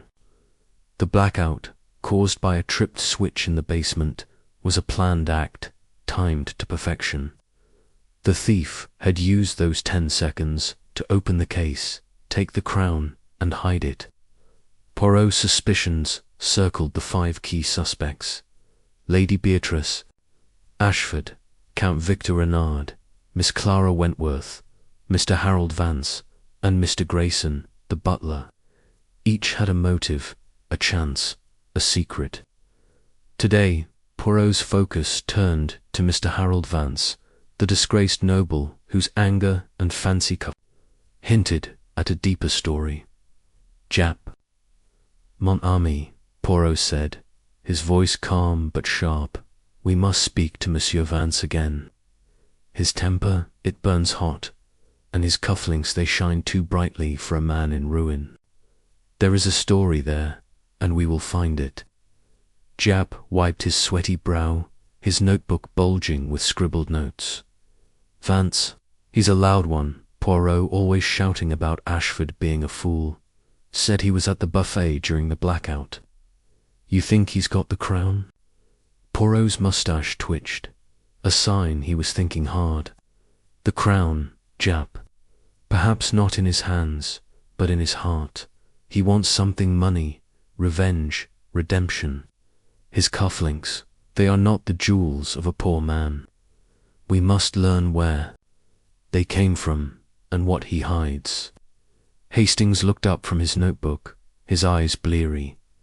Vance, he's all bluster, Poirot. Said he hates Lord Ashford, sure, but stealing a crown, that's a big step for a man down on his luck. Poirot smiled, his eyes twinkling. A big step, Hastings. But desperation, it makes men bold. Vance, he is angry, careless. Careless men leave clues. We will question him, and we will search his room. There we may find the truth. Japp nodded, waving to a guard. Right, Poirot. I'll bring Vance to the library, and I'll send a man to check his room quietly, so he doesn't kick up a fuss.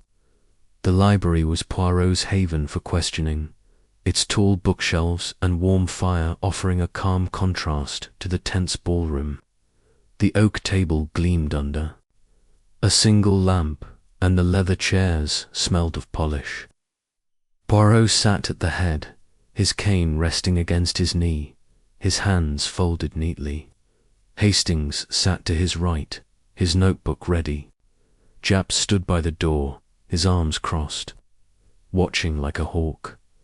Mr. Harold Vance stormed in, his face red, his eyes bloodshot, his suit rumpled but his cufflinks gleaming with a crest that looked old and noble. He sat heavily, his fists clenched, his jaw tight. "Monsieur Vance," Poirot began, his voice gentle but firm, "you are not happy, I see. This night it has been long for you. Tell me again, where were you when the lights went out?" Vance glared, his voice rough. "I told you, Poirot, at the buffet, eating. Ask the waiters, they saw me. This is nonsense. I'm no thief." Poirot leaned forward, his eyes locked on Vance's. "Nonsense, monsieur. Perhaps, but your anger, it is loud. You do not like Lord Ashford, you say why, and these cufflinks very fine, yes. They are not the jewels of a man in debt." Vance's face grew redder, his hands slamming the table. "My cufflinks there. Mine, Poirot, family heirlooms, all I've got left. And Ashford, he's a smug fool who lords his wealth over everyone. But I didn't steal his blasted crown." Poirot's mustache twitched. "Heirlooms, you say, yet they shine like new.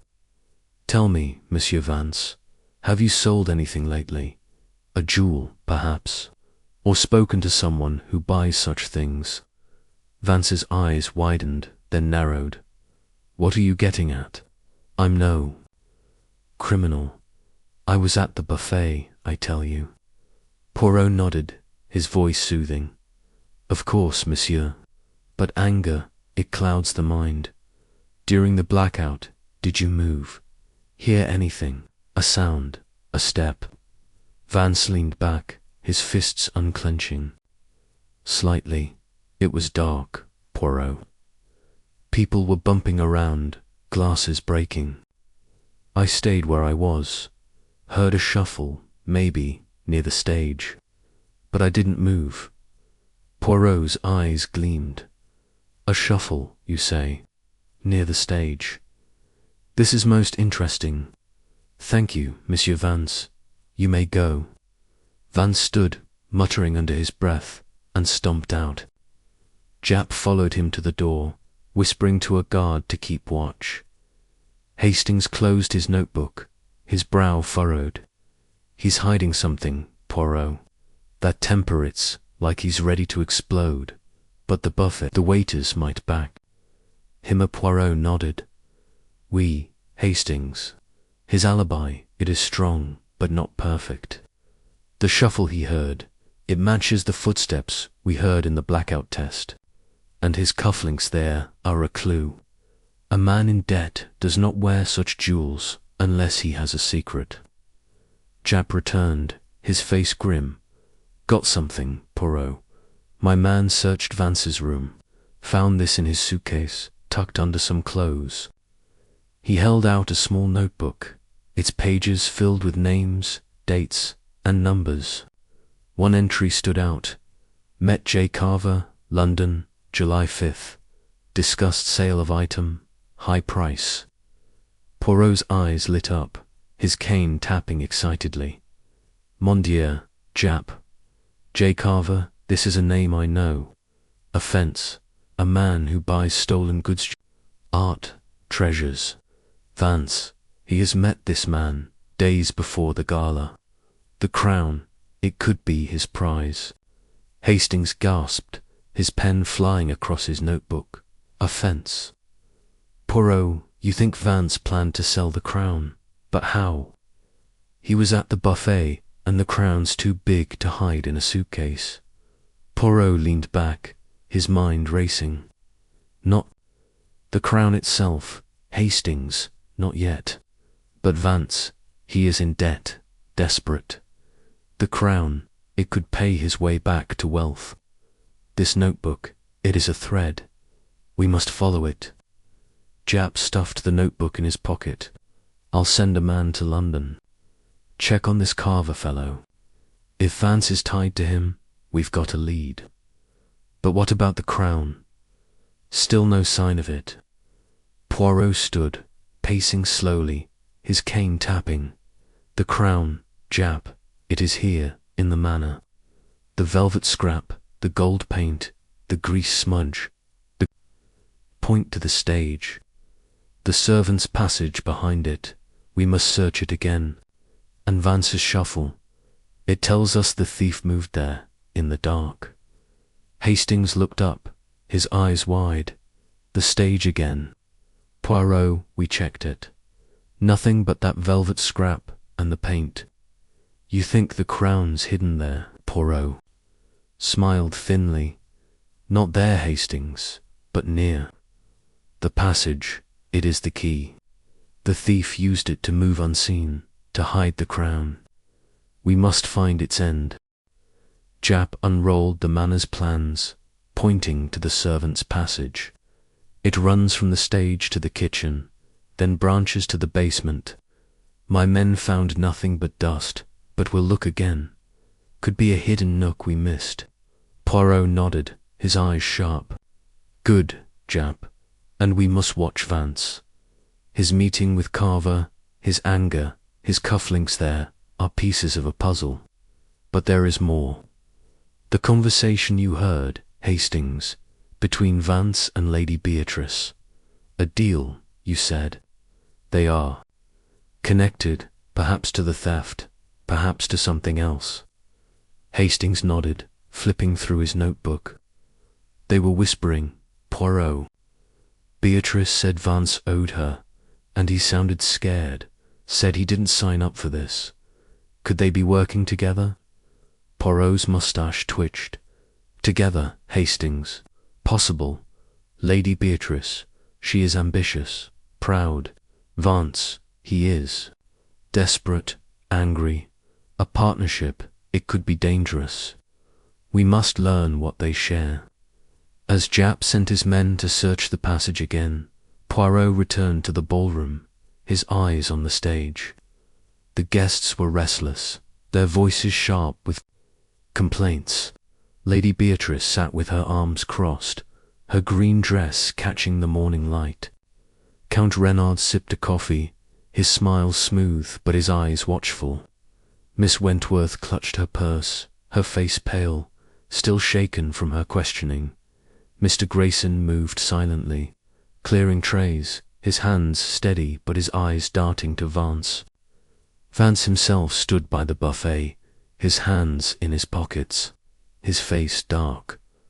Poirot approached the stage, his magnifying glass out.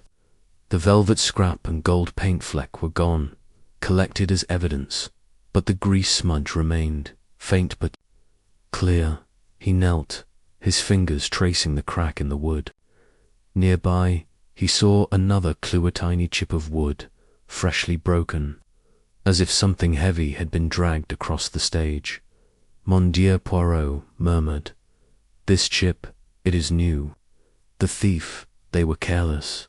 The crown, it was here, moved in a hurry. Hastings leaned over, squinting. A chip of wood. Poirot, you're finding clues in every speck. What does it mean? Poirot stood, his voice low. It means the thief used the stage, Hastings. The passage behind it, it leads somewhere, hiding place, a secret spot. The grease, the paint. The chip, they are breadcrumbs, leading us to the crown. Jap joined them, his face excited. The passage, Poirot. My men found something, a loose panel, just past the kitchen. It's small, but big enough to hide something heavy. No crown, but there's a mark, like something was dragged. Poirot clapped his hands, his eyes alight. Excellent, Jap. A mark, you say? Like this chip, perhaps. The thief, they moved the crown through the passage, but not far. We are close, my friends. Hastings scribbled furiously. Close, Poirot. You keep saying that, but the crown's still missing. And, Vance, do you really think he's the thief? Poirot tilted his head. The thief, Hastings, perhaps, or perhaps a pawn, pushed by another. His meeting with Carver, his deal with Lady Beatrice, they tie him to the crime, but not alone. We must watch them all. The ballroom grew. Quieter, the guests slumping in their chairs. Lady Beatrice whispered to a guard, her eyes sharp. Renard laughed with another guest, but his glance flicked to Vance. Wentworth sat alone, her purse tight in her hands. Grayson glided past, his tray empty, his face calm but his eyes fixed on the stage. Poirot returned to the case, his mind racing. The grease smudge, the wood chip, the loose panel, they pointed to the passage. Vance's notebook, his anger, they pointed to a desperate man. The deal with Lady Beatrice, it pointed to a plot. The crown was here, hidden in a clever place. The thief was here, watching, waiting. Poirot's net was tightening, one clue at a time. He turned to Japp and Hastings, his voice firm. We stay, my friends. We search the passage. We watch Vance. We watch them all. The thief thinks they are safe, but they are not. Hercule Poirot, he sees their mistakes. Hastings sighed, his notebook heavy. You're like a hawk, Poirot. All these clues, all this watching, it's exhausting. Poirot smiled, his mustache curling. Exhausting, mon ami. No, it is life. The little grey cells, they dance, and they will lead us to the crown. Chapter 9. The butlers masked. The morning sun was high over Ashford Manor, its warm light streaming through the ballroom's tall windows, glinting off the polished floor. It was just past 11 in the morning on July 9th, 1935, and the grand house felt like a puzzle box, its secrets locked tight within its walls. The crown of St. Edward, a royal treasure heavy with gold, rubies, and a diamond that shone like a trapped star, had vanished from its locked glass case during a 10-second blackout at the gala the previous evening. The manor was sealed, its guests and staff under guard, their faces drawn with exhaustion and suspicion. Hercule Poirot, the small Belgian detective with his neat moustache and piercing eyes, stood near the empty case, his cane tapping softly as he thought. His friend, Captain Arthur Hastings, sat nearby, his notebook open, his eyes heavy from the sleepless night. Inspector Japp, his face flushed from hours of work, directed his men to continue searching the manor's endless rooms, passages, and hidden corners. The crown remained hidden, but Poirot was certain it was here. Concealed by a thief who thought they had outsmarted everyone, Poirot's little grey cells were alive, weaving together the clues, the wax crumb on the ballroom floor, the torn velvet cushion in the case, the velvet scrap caught in the stage's crack, the hidden compartment in the library, the gold paint fleck and grease smudge near the stage, the loose panel in the servants' passage, the whispered deal between Lady Beatrice and Mr. Vance, and Miss Clara Wentworth's jewellers, loop and mysterious note about a red stone. The blackout, caused by a tripped switch in the basement, was a planned act, timed to perfection. The thief had used those 10 seconds to open the case, take the crown, and hide it. Poirot's suspicions circled the 5 key suspects: Lady Beatrice, Ashford, Count Victor Renard, Miss Clara Wentworth, Mr. Harold Vance, and Mr. Grayson, the butler. Each had a motive, a chance, a secret.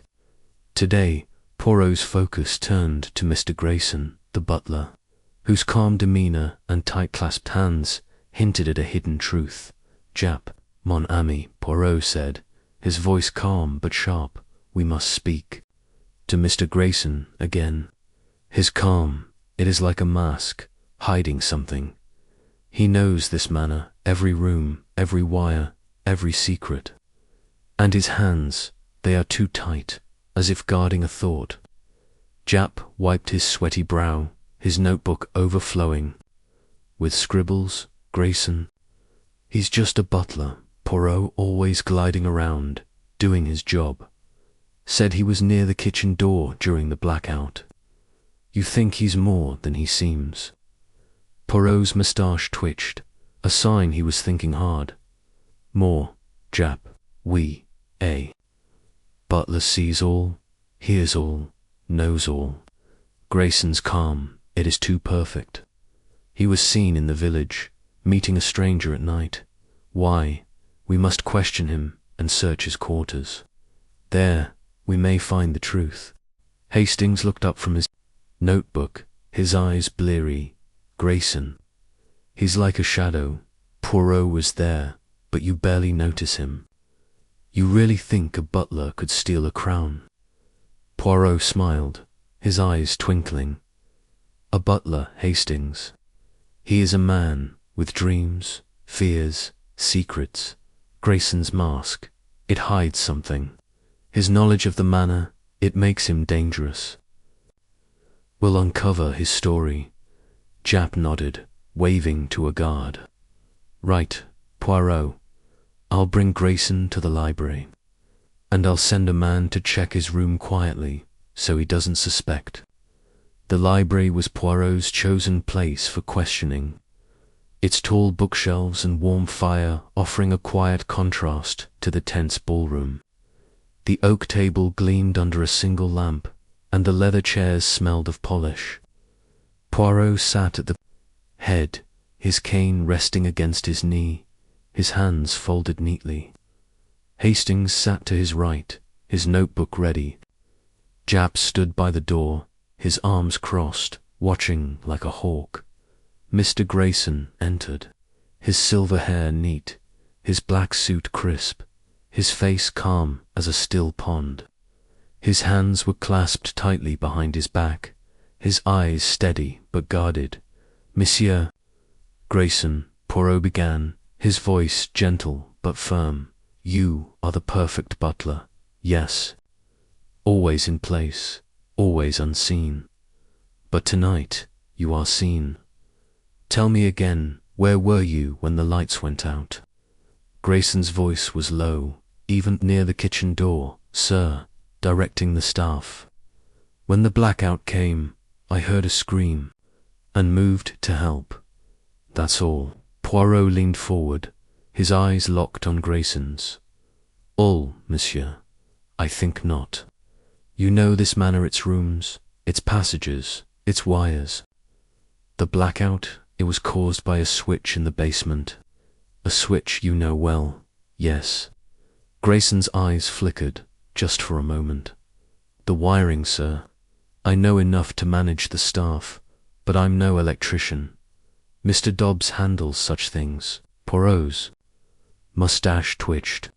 And yet, Monsieur Grayson, you were seen in the village, late at night, meeting a stranger. Why does a butler leave his post for secret meetings? Grayson's hands tightened, his knuckles white. Errands, sir. Supplies for the manor. Nothing unusual. Poirot smiled thinly. Errands, at midnight. Most unusual, monsieur. And your hands, they are tight, as if holding a secret. Tell me, what do you know of the crown? Grayson's face stayed calm, but his eyes darted to the door. The crown, sir. I know it was in the case, locked by Lord Ashford. I had no business near it. Poirot nodded, his voice soothing. Of course, but a butler, he sees everything. Did you see a guest near the case? Hear a sound, perhaps, during the blackout? Grayson paused, his voice steady. I heard footsteps, sir, near the stage. Quick, light. But it was dark, and I saw nothing. Poirot's eyes gleamed. Footsteps, you say? like those we heard in our test. This is most interesting. Thank you, Monsieur Grayson. You may go. Grayson bowed and left, his steps silent. Japp followed him to the door, whispering to a guard to keep watch. Hastings closed his notebook, his brow furrowed. He's too calm, Poirot, like he's practiced that story 100 times. You think he's lying? Poirot nodded. Lying, Hastings. Perhaps not all, but some. His footsteps, they match our clues, the stage, the passage, and his village meetings. They are not for supplies. We must learn who he met. Japp returned, his face excited. Got something, Poirot? My man searched Grayson's room, found this under his mattress. He held out a small ledger, its pages filled with coded entries, dates, initials, and numbers. One line read, July 8th, item secured, await instructions. Poirot clapped his hands, his face alight. Mon Dieu, Japp, a ledger, and this E, the same as Miss Wentworth's note. Grayson. He is not just a butler. He is part of something larger, perhaps the smuggling ring we suspect. Hastings gasped, his pen flying across his notebook. Smuggling, Grayson. Poirot, you're saying the butler's in on it with Wentworth? Poirot leaned back, his mind racing. Not certain, Hastings, but possible. The ledger, it shows planning, secrecy. Items secured, the crown, perhaps. And E, this mysterious figure, they connect Grayson to Wentworth, and perhaps to Vance and Lady Beatrice. We must follow this thread. Japp stuffed the ledger in his pocket. I'll have my men check the village again, see who Grayson's been meeting. This E could be the key.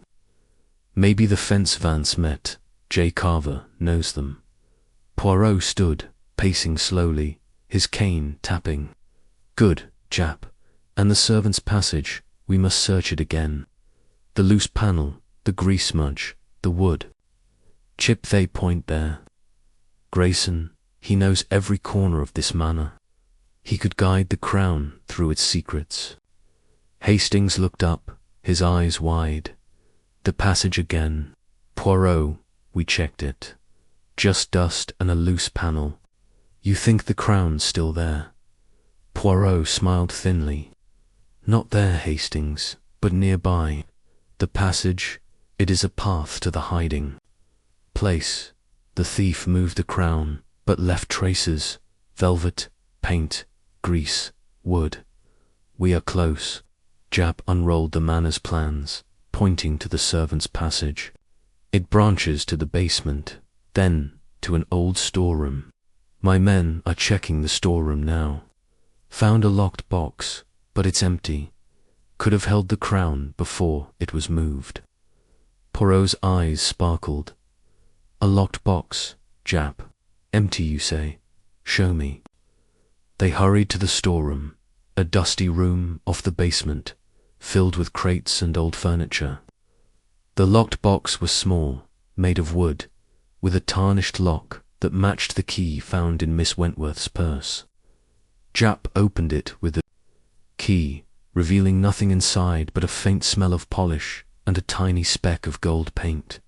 Mon Dieu, Poirot murmured, his magnifying glass out.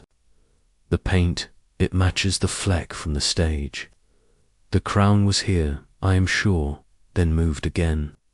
The thief, they are clever, but not perfect. Hastings leaned over, squinting.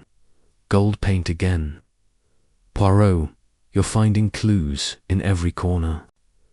What does it mean? Poirot stood, his voice low. It means the thief used this box, Hastings, then moved the crown to another hiding place. The passage, the storeroom, they are part of the plan. But Grayson, he knows these places. His ledger, his calm, they point to him. Japp nodded. I'll keep Grayson under watch, and I'll have my men search the storeroom again. every crate, every wall. If the crown's here, we'll find it. The ballroom was tense, the guests restless. Lady Beatrice sat with her arms crossed, her sharp eyes on Grayson. Count Renard sipped a drink, his smile tight. Miss Wentworth clutched her purse, her face pale. Vance stood by a window, muttering. Grayson moved silently, clearing a tray, his eyes darting to the stage. Poirot returned to the ballroom, his mind racing. The ledger, the locked box, the gold. Paint they tied Grayson to the crime, or to its shadow. The deal between Vance and Lady Beatrice, Wentworth's smuggling ties, they were threads in a web. The crown was here, hidden in a clever place. The thief was here, watching, waiting. Poirot's net was tightening, one clue at a time. He approached Grayson, his voice gentle. Monsieur Grayson, a word.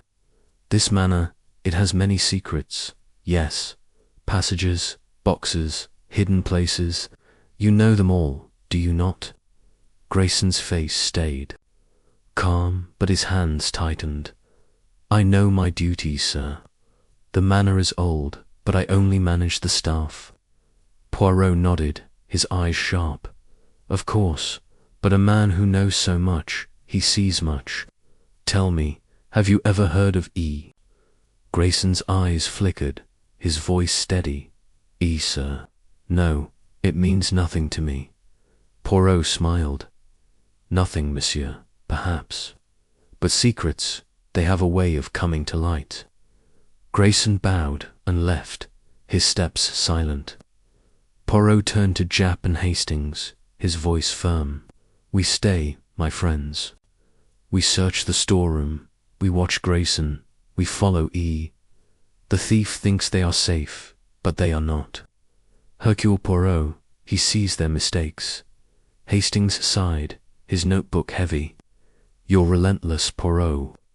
All these clues, all this watching, it's like chasing a ghost. Poirot smiled, his moustache curling. A ghost, mon ami, no. It is a man or a woman with a plan. The little grey cells, they see the path, and they will lead us to the crown. Chapter 10. The Lady's Ambition. The midday sun poured through the tall windows of Ashford Manor's ballroom, casting golden pools on the polished wooden floor. It was just past noon on July 9th, 1935, and the grand house felt like a tightly wound clock, its secrets ticking closer to revelation. The crown of St. Edward, a royal treasure heavy with gold, rubies, and a diamond that gleamed like a captured star, had vanished from its locked glass case during a 10-second blackout at the gala the previous evening. The manor was sealed, its guests and staff under guard, their faces etched with weariness and suspicion. Hercule Poirot, the small Belgian detective with his neat moustache and piercing eyes, stood near the empty case, his cane tapping softly as he thought. His friend, Captain Arthur Hastings, slumped in a chair nearby, his notebook open, his eyes heavy from the long night. Inspector Japp, his face redder than ever from exhaustion, directed his men to continue searching the manor's labyrinth of rooms, passages, and hidden corners. The crown remained hidden, but Poirot was certain it was here, concealed by a thief who believed they had outwitted everyone. Poirot's little grey cells were racing, weaving together the clues. The wax crumb on the ballroom floor, the torn velvet cushion in the case, the velvet scrap caught in the stage's crack, the hidden compartment in the library, the gold paint fleck and grease smudge near the stage, the loose panel in the servants' passage, the locked box in the storeroom, the whispered deal between Lady Beatrice and Mr. Vance, Miss Clara, Wentworth's jeweller's loop and note about a red stone, and Mr. Grayson's coded ledger mentioning E. The blackout, caused by a tripped switch in the basement, was a planned act, timed to perfection. The thief had used those 10 seconds to open the case, take the crown, and hide it. Poirot's suspicions circled the 5 key suspects: Lady Beatrice, Ashford, Count Victor Renard, Miss Clara Wentworth, Mr. Harold Vance, and Mr. Grayson, the butler. Each had a motive, a chance, a secret. Today, Poirot's focus turned to Lady Beatrice Ashford, the proud sister of Lord Ashford, whose twisted rings and whispered "deal with Vance" hinted at ambition far beyond her station. "Jap, mon ami," Poirot said, his voice calm but sharp. "We must speak to Lady Beatrice again. Her pride, it is like a fire, burning bright but hiding shadows. Her rings, they twist with nerves, and her deal with Vancett is no small thing.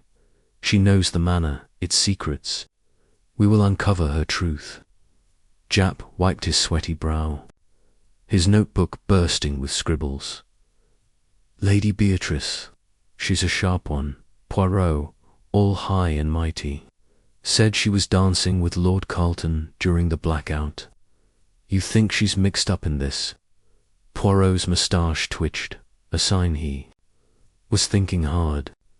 "Mixed up, Jap, we, perhaps deeply. Lady Beatrice, she is ambitious, a woman who wants more than her brother's shadow.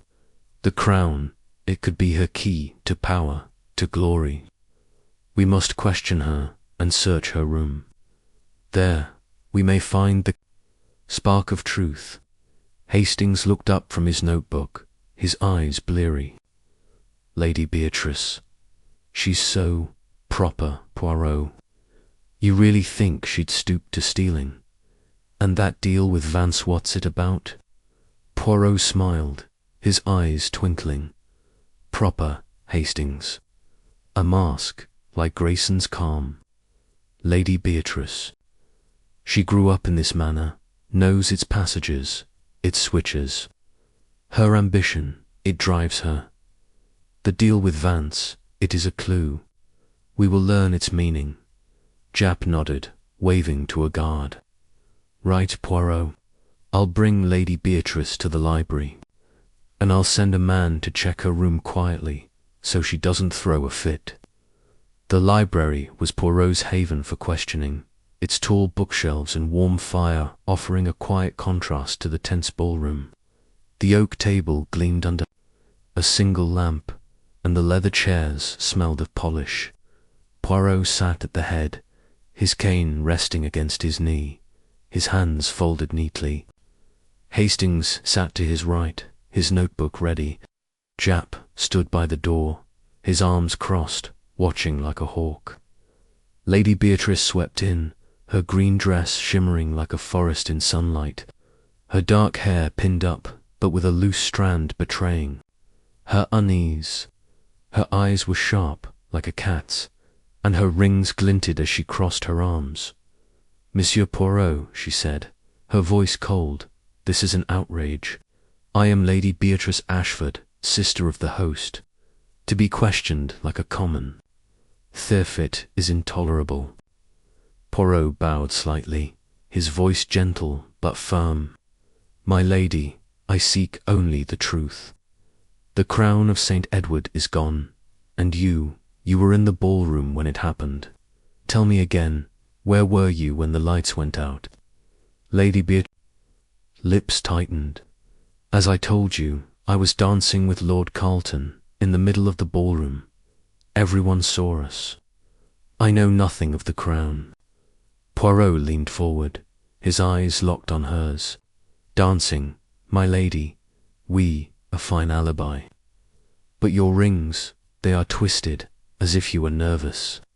And your dress, it has a crease, as if it brushed something rough. Tell me, did you move during the blackout? Hear anything?" Her eyes flashed, but her voice stayed steady. "Move, in that chaos. People were stumbling, glasses breaking. I stayed with Lord Carlton. I heard nothing unusual." Poirot's moustache twitched. "Nothing, my lady." And yet you were heard speaking to Monsieur Vance in a parlour about a deal. You said he owed you. What is this deal? Lady Beatrice's face paled, her hands gripping her arms. A deal. You've been spying, Monsieur Poirot. It was a private matter, nothing to do with your precious crown. Harold Mr. Vance's me money, that's all. A loan from years ago. Poirot nodded, his voice soothing. A loan, you say? Most interesting. And this money, it is important to you. Enough to tempt you, perhaps, to take something valuable. Her eyes widened, her voice sharp. You accuse me, in my own home. I won't stand for this. Poirot raised a hand. Peace, my lady. I accuse no one yet. But secrets, they have a way of coming to light. Thank you, you may go. Lady Beatrice stood, her chin high, and swept out of the library. Japp followed her to the door, whispering to a guard to keep watch. Hastings closed his notebook, his brow furrowed. She's hiding something, Poirot. That deal with Vance's, not just a loan, is it? Poirot nodded. Not just a loan, Hastings. Lady Beatrice, she is proud, but desperate. Her brother's wealth casts a long shadow. She wants power, perhaps enough to join a plot. We must learn more. Japp returned, his face excited. Got something, Poirot? My man searched Lady Beatrice's room, found this in a locked drawer. He held out a small letter, sealed with red wax, addressed to be. The note inside read, Deliver the item to the usual drop, July 10th. E. Will pay well. R. Poirot clapped his hands, his face alight. Mon Dieu, Japp. Another note, and E again. The same E as Wentworth's note, Grayson's. Ledger, Lady Beatrice. She is tied to this web. R. Who is this? Renard, perhaps. Hastings gasped, his pen flying across his notebook. Renard, you think Lady Beatrice is working with him? And E, the smuggler. Poirot leaned back, his mind racing. Possible, Hastings. Lady Beatrice, Vance, Wentworth, Grayson, they are threads in a tapestry. E, this mysterious figure, weaves them together. The crown, it is their prize, to sell or to use. We must find this drop. Japp stuffed the letter in his pocket. I'll have my men check the village for any drop spots where houses, inns, anywhere smugglers might meet. And I'll dig into this R. Could be Renard or someone else. Poirot stood, pacing slowly, his cane tapping. Good. Japp, and the servants' passage. We must search it again. The loose panel, the locked box, the grease smudge they point there. Lady Beatrice, she knows this manor like her own heart. She could guide the crown through its secrets. Hastings looked up, his eyes wide. The passage again. Poirot, we've checked it twice. Just dust, a panel, and an empty box. You think she hid the crown there? Poirot smiled thinly. Not there, Hastings, but through there. The passage, it leads somewhere, a secret place, a final hiding spot. We must follow it to its end. Japp unrolled the manor's plans, pointing to the servants' passage. It branches to the storeroom, then to an old cellar, unused for years. My men are checking the cellar now. Found a trapdoor, but it's stuck, rusted shut. Poirot's eyes sparkled. A trapdoor, Japp. Most interesting. The crown, it is heavy, but a trapdoor, it could hide it well. We must open it. They hurried to the cellar, a damp, shadowy room beneath the manor, filled with cobwebs and forgotten crates. The trapdoor was in the corner, its iron hinges rusted, its wood warped. Japp's men pried it open, revealing a narrow tunnel, barely wide enough for a man. Poirot knelt, his magnifying glass out, and saw a fresh scratch on the wood, like something heavy had been dragged through. A tiny glint caught his Argent ruby, small but perfect, like those on the crown Monsieur. Poirot exclaimed, holding up the ruby, "A jewel, Jap. From the crown, I am sure. The thief, they were careless, moving it through this tunnel." Hastings leaned over, squinting. "A ruby. Poirot, you're finding clues in every shadow. The crown was here." Poirot stood, his voice low. "Here, Hastings, and gone. The thief moved it, but left this behind. The tunnel, it leads somewhere, a final hiding place. We must follow it." Jap nodded. "I'll get my men to crawl through. It's tight, but we'll check every inch. If the crown's down there, we'll find it." The ballroom was tense. The guests restless. Lady Beatrice sat with her arms crossed, her eyes sharp as knives. Count Renard sipped a drink, his smile tight, his glance flicking to Beatrice. Miss Wentworth clutched her purse, her face pale. Vance stood by a window, muttering. Grayson moved silently, clearing a tray, his eyes darting to the stage. Poirot returned to the ballroom, his mind racing. The ruby, the note to be, the deal with Vance tied Lady Beatrice to the crime, or to its shadow. The smuggling ring, with E at its center, was growing clearer. The crown was here, hidden in a clever place. The thief was here, watching, waiting.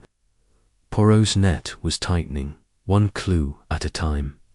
He approached Lady Beatrice, his voice gentle. "My lady, a word. This manor, it is your home, yes. Its passages, its cellars, you know them well. Have you ever heard of a trap door in the cellar?" Her eyes narrowed, her voice cold. "A trap door, the manor is old, Monsieur Poirot. It has many quirks, but I have no time for cellars." Poirot nodded, his eyes sharp. "Of course, but a ruby, my lady, it was found there. Like those on the crown, you know nothing of this." Her face paled, but she recovered quickly. "A ruby, you see jewels everywhere, Monsieur Poirot. I know nothing of it." Poirot smiled. "Nothing, my lady, perhaps, but secrets, they shine brighter than jewels." Lady Beatrice stood, her chin high, and walked away. Poirot turned to Jap and Hastings, his voice firm. "We stay, my friends. We search the tunnel. We watch Lady Beatrice. We find E. The thief thinks they are safe, but they are not. Hercule Poirot, he sees their mistakes." Hastings sighed, his notebook heavy. "You're relentless, Poirot. All these clues, all. This watching, it's like chasing a phantom." Poirot smiled, his mustache curling. "A phantom, mon ami? No. It is a person with a plan. The little grey cells, they see the path, and they will lead us to the crown." Chapter 11. The tunnels. Secret. The sun hung high over Ashford Manor, its bright rays slicing through the tall windows of the ballroom, casting sharp shadows on the polished wooden floor. It was just past 2 in the afternoon on July 9th, 1935, and the grand house felt like a locked vault, its secrets buried deep within its walls. The crown of St. Edward, a royal treasure heavy with gold, rubies, and a diamond that sparkled like a star caught in a net, had vanished from its locked glass case during a 10-second blackout at the gala the previous evening. The manor was sealed, its guests and staff under guard, their faces pale with exhaustion and suspicion. Hercule Poirot, the small Belgian detective with his neat mustache and piercing eyes, stood near the stage, his cane tapping softly as he surveyed the room. His friend, Captain Arthur Hastings, leaned against a wall, his notebook open, his eyes heavy from the sleepless night.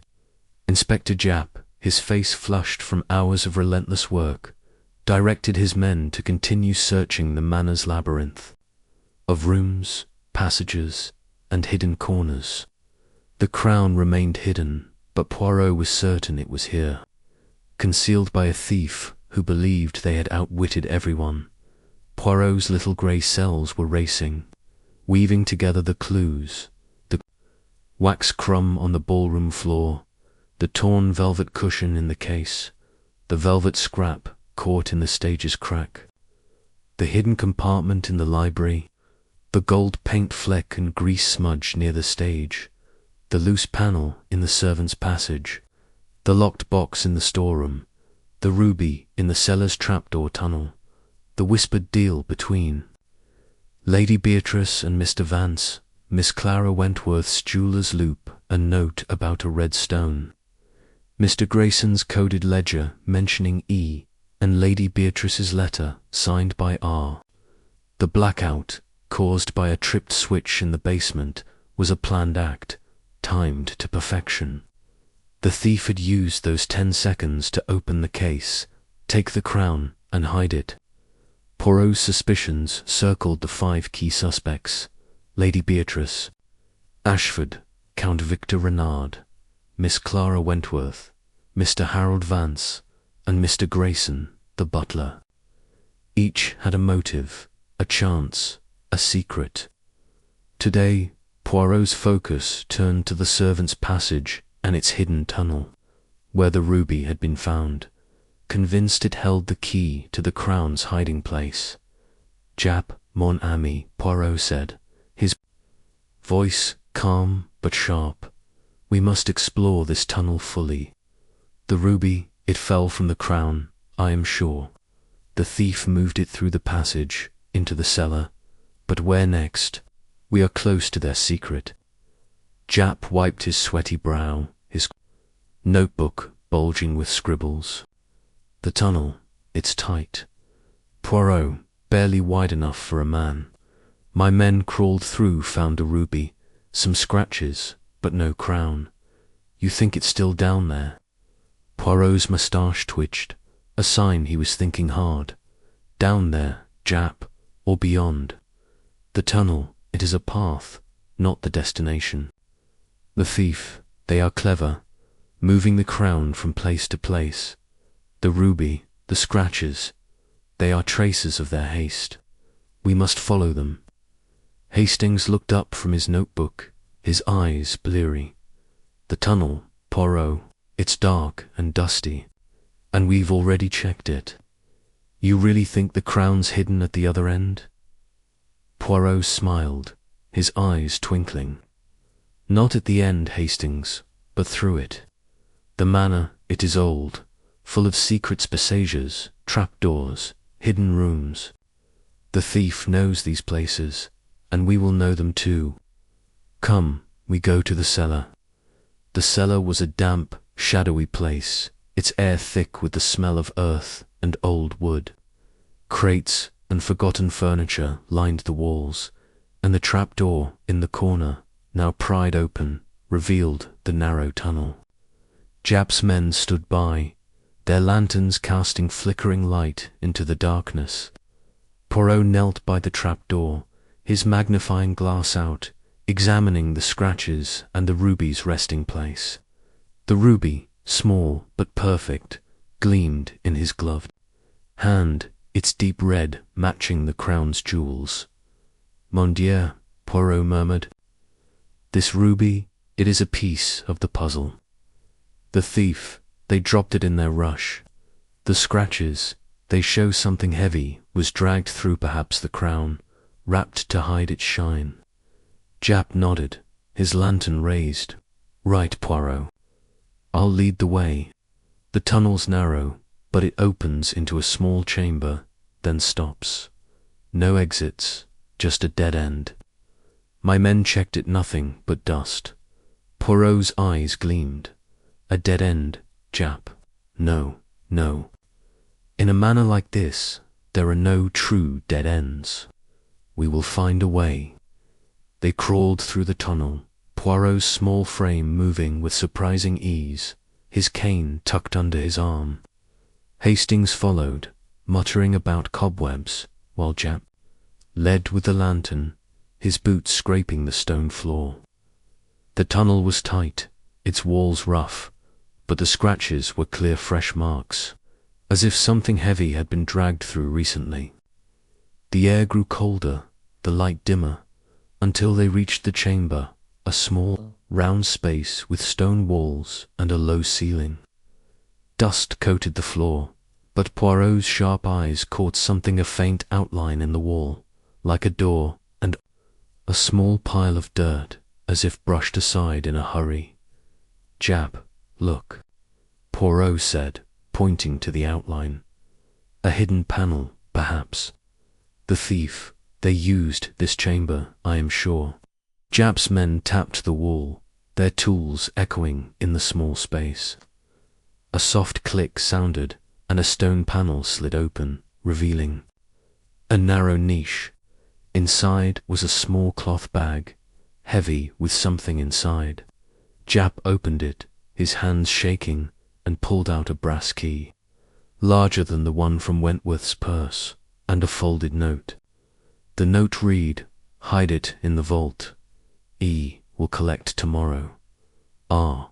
Poirot clapped his hands, his face alight. "Man dear, Japp, a key." And another note. E again, and R, the same as Lady Beatrice's letter. The vault, it, is the final hiding place, I am sure. The thief, they are part of a web, and E pulls the strings. Hastings gasped, his pen flying across his notebook. "A vault, Poirot. You think the crown's in a secret vault, and E the smuggler." Poirot nodded, his mind racing. "We, Hastings. The vault, it is hidden, known only to a few. Lady Beatrice, Grayson, perhaps Renard, they know this manor's secrets. The key, it is not for the case, but for this vault. We must find it." Japp stuffed the note and key in his pocket. "I'll check the manor's plans again. There's no vault listed, but this place is full of surprises. My men will keep searching the cellar, every stone." Poirot stood, brushing dust from his suit. "Good, Japp, and we must watch our suspects. Lady Beatrice, her ambition. Vance, his desperation. Wentworth, her fear. Grayson, his calm. Renard, his charm. They are all threads tied to E. The note says, tomorrow, July 10th. The thief plans to move the crown soon." As they climbed back to the ballroom, the tension was palpable. The guests sat in clusters, their voices low, their eyes darting. Lady Beatrice sat with her arms crossed, her green dress catching the light, her rings still twisted. Count Renard sipped a drink, his smile tight, his glance flicking to Beatrice. Miss Wentworth clutched her purse, her face pale. Mr. Vance stood by a window, muttering, his cufflinks gleaming. Mr. Grayson moved silently, clearing a tray, his eyes on the floor. Poirot's return drew attention, and the room grew quiet. Lady Beatrice stood, her voice sharp. "Monsieur Poirot, this is absurd. Keeping us here like prisoners, while you crawl through cellars. Have you found the crown, or are you chasing shadows?" Poirot bowed, his voice calm. "Shadows, my lady. No, I chase the truth, and the truth, it is close. A ruby was found, a key, a note. They point to a vault, a hiding place. You know this manor, yes. Have you heard of such a vault?" Her eyes widened, her hands clenching. "A vault. This manor is old, full of quirks, but I know of no vault. You're grasping, Monsieur Poirot." Poirot smiled thinly. grasping my lady, perhaps. But a note, signed R, speaks of this vault, and E, who waits for the crown. You know nothing of this. Her face paled, but she recovered quickly. R, E. You speak in riddles, Monsieur Poirot. I have nothing to hide. Before Poirot could reply, Mr. Vance pushed forward, his face red. Enough of this. You're accusing everyone, Poirot. I was at the buffet. Beatrice was dancing with, not thieves. Leave us alone. Poirot's eyes narrowed, his voice firm. Calm, Monsieur Vance. Anger, it hides the truth. You and Lady Beatrice, you spoke of a deal. This note, this key, they suggest a plan. Tell me, what do you know? Of E. Vance's fists clenched, his voice loud. E. I don't know any E. You're fishing, Poirot, and I'm sick of it.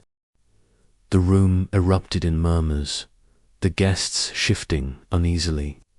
Miss Wentworth gasped, her purse slipping to the floor.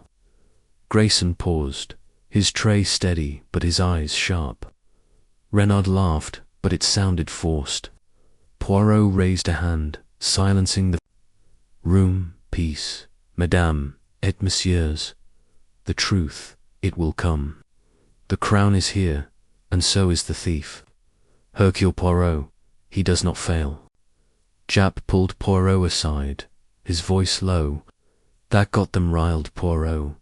Vance and Beatrice, they're nervous. And that note, R could be Renard or someone else. What's the plan? Poirot tapped his cane, his eyes bright. The plan, Japp, is to shake the tree. The thief, they are nervous now, knowing we have the key, the note. They will move, perhaps tonight, to secure the crown. We will search the cellar, the vault, and we will watch them all. Hastings scribbled furiously. Watch them, Poirot. You're setting a trap, aren't you? You think the thief will try to move the crown? Poirot smiled, his moustache curling. A trap, Hastings. Not yet, but soon. The thief, they are proud, but pride makes mistakes. The ruby, the key, the note, they are their errors. We will use them. Japp unrolled the manor's plans again, pointing to the cellar. The tunnel ends at the chamber, but there's an old wine vault nearby, sealed years ago. Could be the vault in the note. My men are checking it now. Poirot nodded. Good, Japp. And we must learn more about E, the smuggler, the fence. They are close, perhaps in the village, waiting for tomorrow. Send your men to check the inns, the warehouses.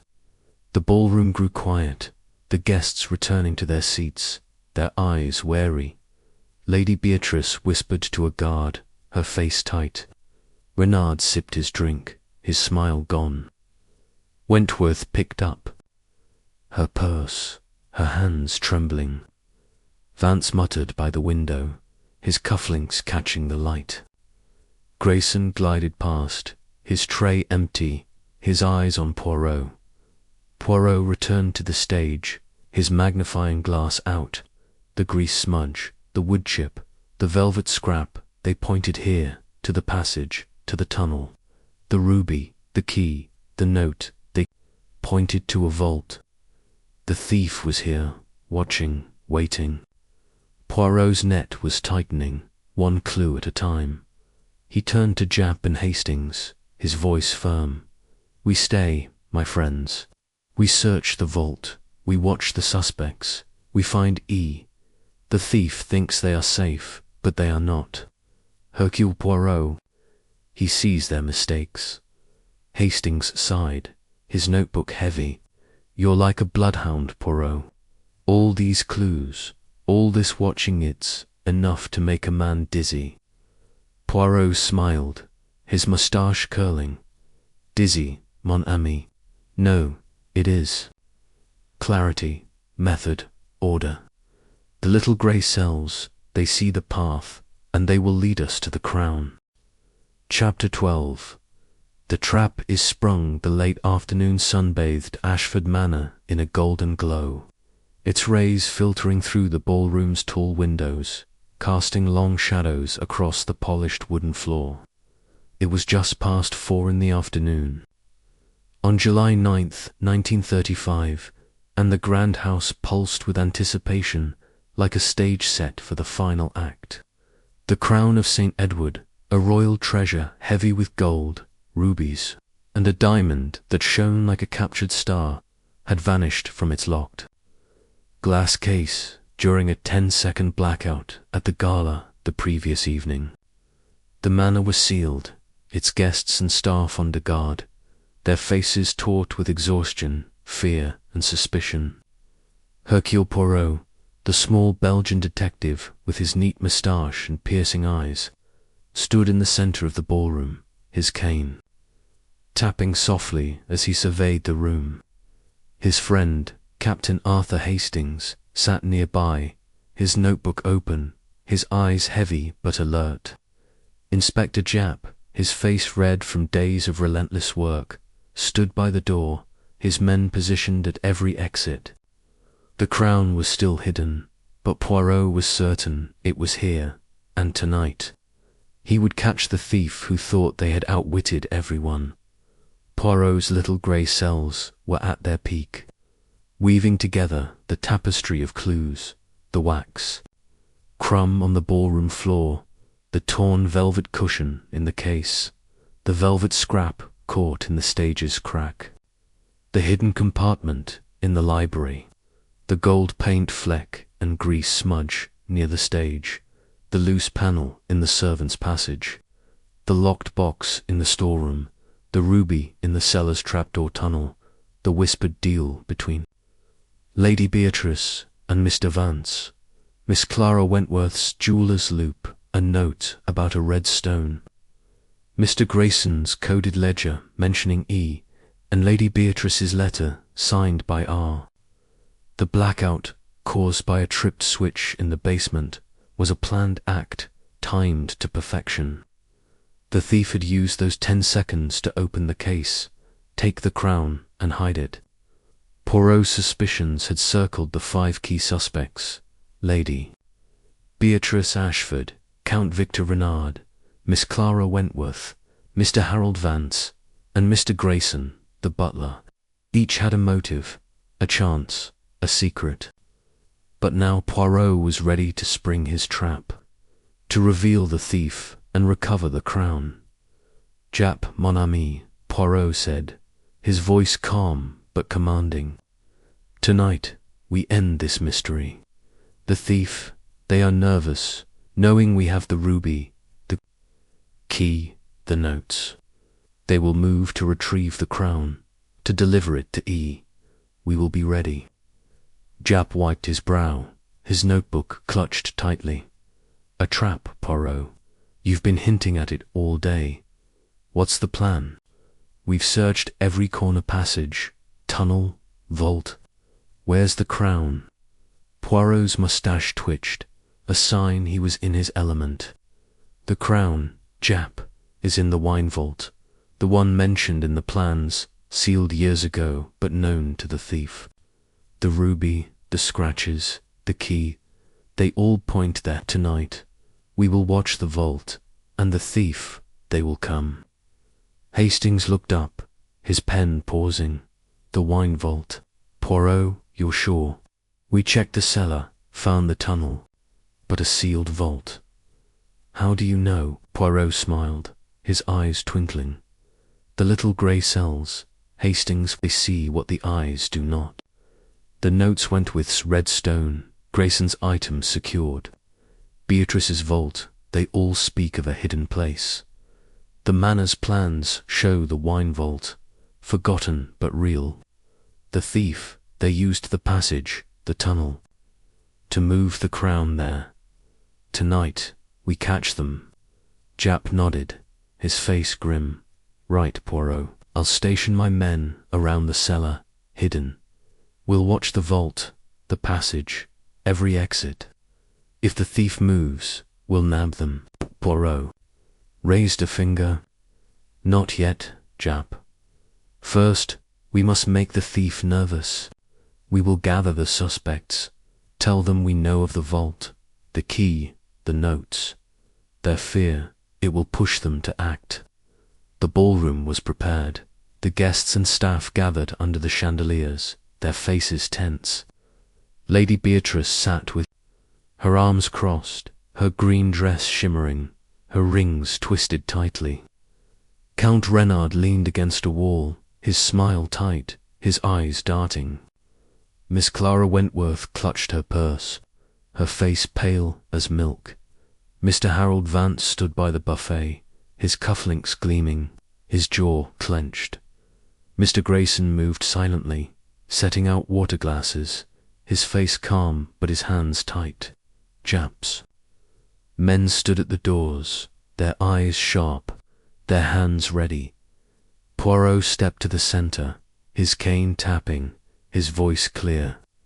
Madame et messieurs, the crown of St. Edward is here, in this manner, hidden in a wine vault, sealed but known to the thief.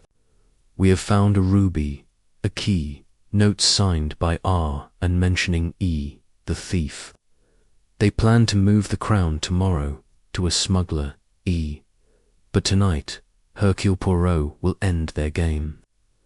The room erupted in gasps and murmurs. Lady Beatrice's eyes widened, her rings stopping mid-twist.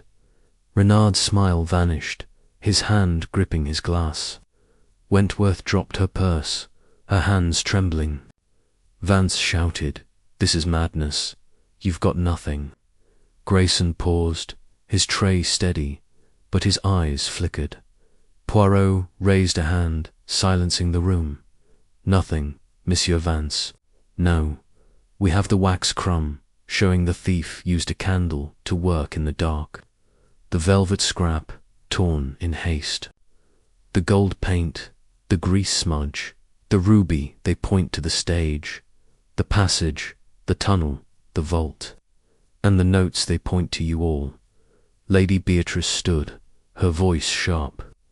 "You accuse us all, Monsieur Poirot. In my brother's house, I demand proof." Poirot bowed. "Proof, my lady. It comes tonight. The vault is watched, the manor sealed. The thief, they will move, and we will catch them." The guests were dismissed to their rooms, under guard, their faces pale. Jap's men slipped into the cellar. Hiding in the shadows near the wine vault's entrance, a heavy stone door marked on the manor's plans. Poirot, Hastings, and Jap waited in the storeroom. Lanterns dimmed, their breaths quiet. The air was cold, the silence heavy. Hours passed, the manor dark and still. At midnight, a faint sound echoed, a soft scrape, like stone on stone. Poirot's eyes gleamed, his finger to his lips. Footsteps, light but hurried, came from the servants. Passage. A figure emerged into the cellar, cloaked in shadow, carrying a small lantern. The figure knelt by the vault's door, fumbling with a keither, same brass key from the tunnel's niche. The stone door creaked open, revealing a small chamber. Inside, wrapped in black cloth, was the crown of St. Edward, its gold and jewels, glinting in the lantern's light. Jap's men sprang from the shadows, lanterns blazing. "Stop," Jap shouted, his voice echoing. The figure spun, dropping the lantern, but it was too late. The guards seized them, pulling back the cloak to reveal Count Victor Renard. His smooth smile was gone, his face pale, his hands raised. "Monsieur Poirot," he stammered, "this is a mistake." Poirot stepped forward, his cane tapping. "A mistake, Monsieur Renard. No, you are R, the one who signed the notes to Lady Beatrice and planned with E. You used the blackout, your knowledge of the manor's switches, to steal the crown. You hid it in the library's compartment, then the storeroom's box, then the tunnel, and finally the vault, waiting for your smuggler. Renard laughed, but it was shaky. Me, a thief. I'm a diplomat, Poirot. I was with Miss Harrow. Poirot's eyes narrowed. With Miss Harrow, yes, for a moment. But in those 10 seconds, you moved fast, clever, to the case. The wax crumb, it was from your candle. The grease smudge, from the switch you tripped. The ruby, it fell in your haste. And the notes, signed, are your initial. You planned to sell the crown to E, a smuggler, for profit and power. Lady Beatrice pushed through the crowd, her face white. Renard, you, I thought. Her voice trailed off, her eyes darting to Vance. Poirot turned to her. You thought, my lady, you thought Vance was your ally, yes. Your deal was to help Renard, for a share of the profit. You knew the manner guided him to the vault, but you were a pawn used by Renard. Vance shouted, I didn't know about the crown. Beatrice said it was a loan, a way to pay debts. Wentworth sobbed, her purse falling again. I didn't steal it. He forced me to carry messages because of my debts.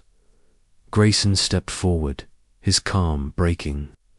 I only followed orders, sir. Renard paid me to keep quiet, to watch the staff. Poirot nodded, his voice firm. We, a web of greed and fear. Renard, you are the spider. You used Beatrice's ambition, Vance's desperation, Wentworth's fear, Grayson's loyalty. But Hercule Poirot, he sees all. Jap handcuffed Renard, his face grim. You're done, Count. The crown's safe, and you're under arrest. The crown was lifted from the vault, its jewels gleaming in the lantern light. The guests gasped, their faces a mix of relief and shock. Poirot turned to Hastings, his moustache curling. The little grey cells, mon ami, they do not fail. The crown is found, the thief caught. Hastings closed his notebook, his eyes wide. Good heavens, Poirot, you did it. But how did you know it was Renard? Poirot smiled. The dirt on his shoe, Hastings, from the garden where he tested the switch. The wax crumb from his candle. The notes, signed R. His charm, it hid his greed. He planned to embarrass England, to sell the crown for power. But pride, it makes mistakes. Jap clapped Poirot's shoulder. You're a marvel, Poirot. The crown's back, and Renard's off to jail. What about the others? Poirot nodded. Lady Beatrice, Vance, Wentworth, Grayson, they played parts, but Renard was the mastermind. They will face justice, but their crimes are smaller. The manor's tension broke, the guests murmuring, some relieved, some ashamed. The crown was returned to its case, under heavy guard, its jewels shining like a promise kept. Poirot stood by the stage, his cane tapping, his eyes bright. The mystery was solved, the trap sprung, the truth revealed. As the sun set, Poirot turned to Hastings, his voice warm. Come, mon ami, we have earned our rest. The little grey cells, they have danced, and the dance is done. Hastings laughed, his notebook tucked away. You're impossible, Poirot, but I'll never tire of watching you work. Poirot bowed, his moustache curling. And I, Hastings, will never tire of the truth.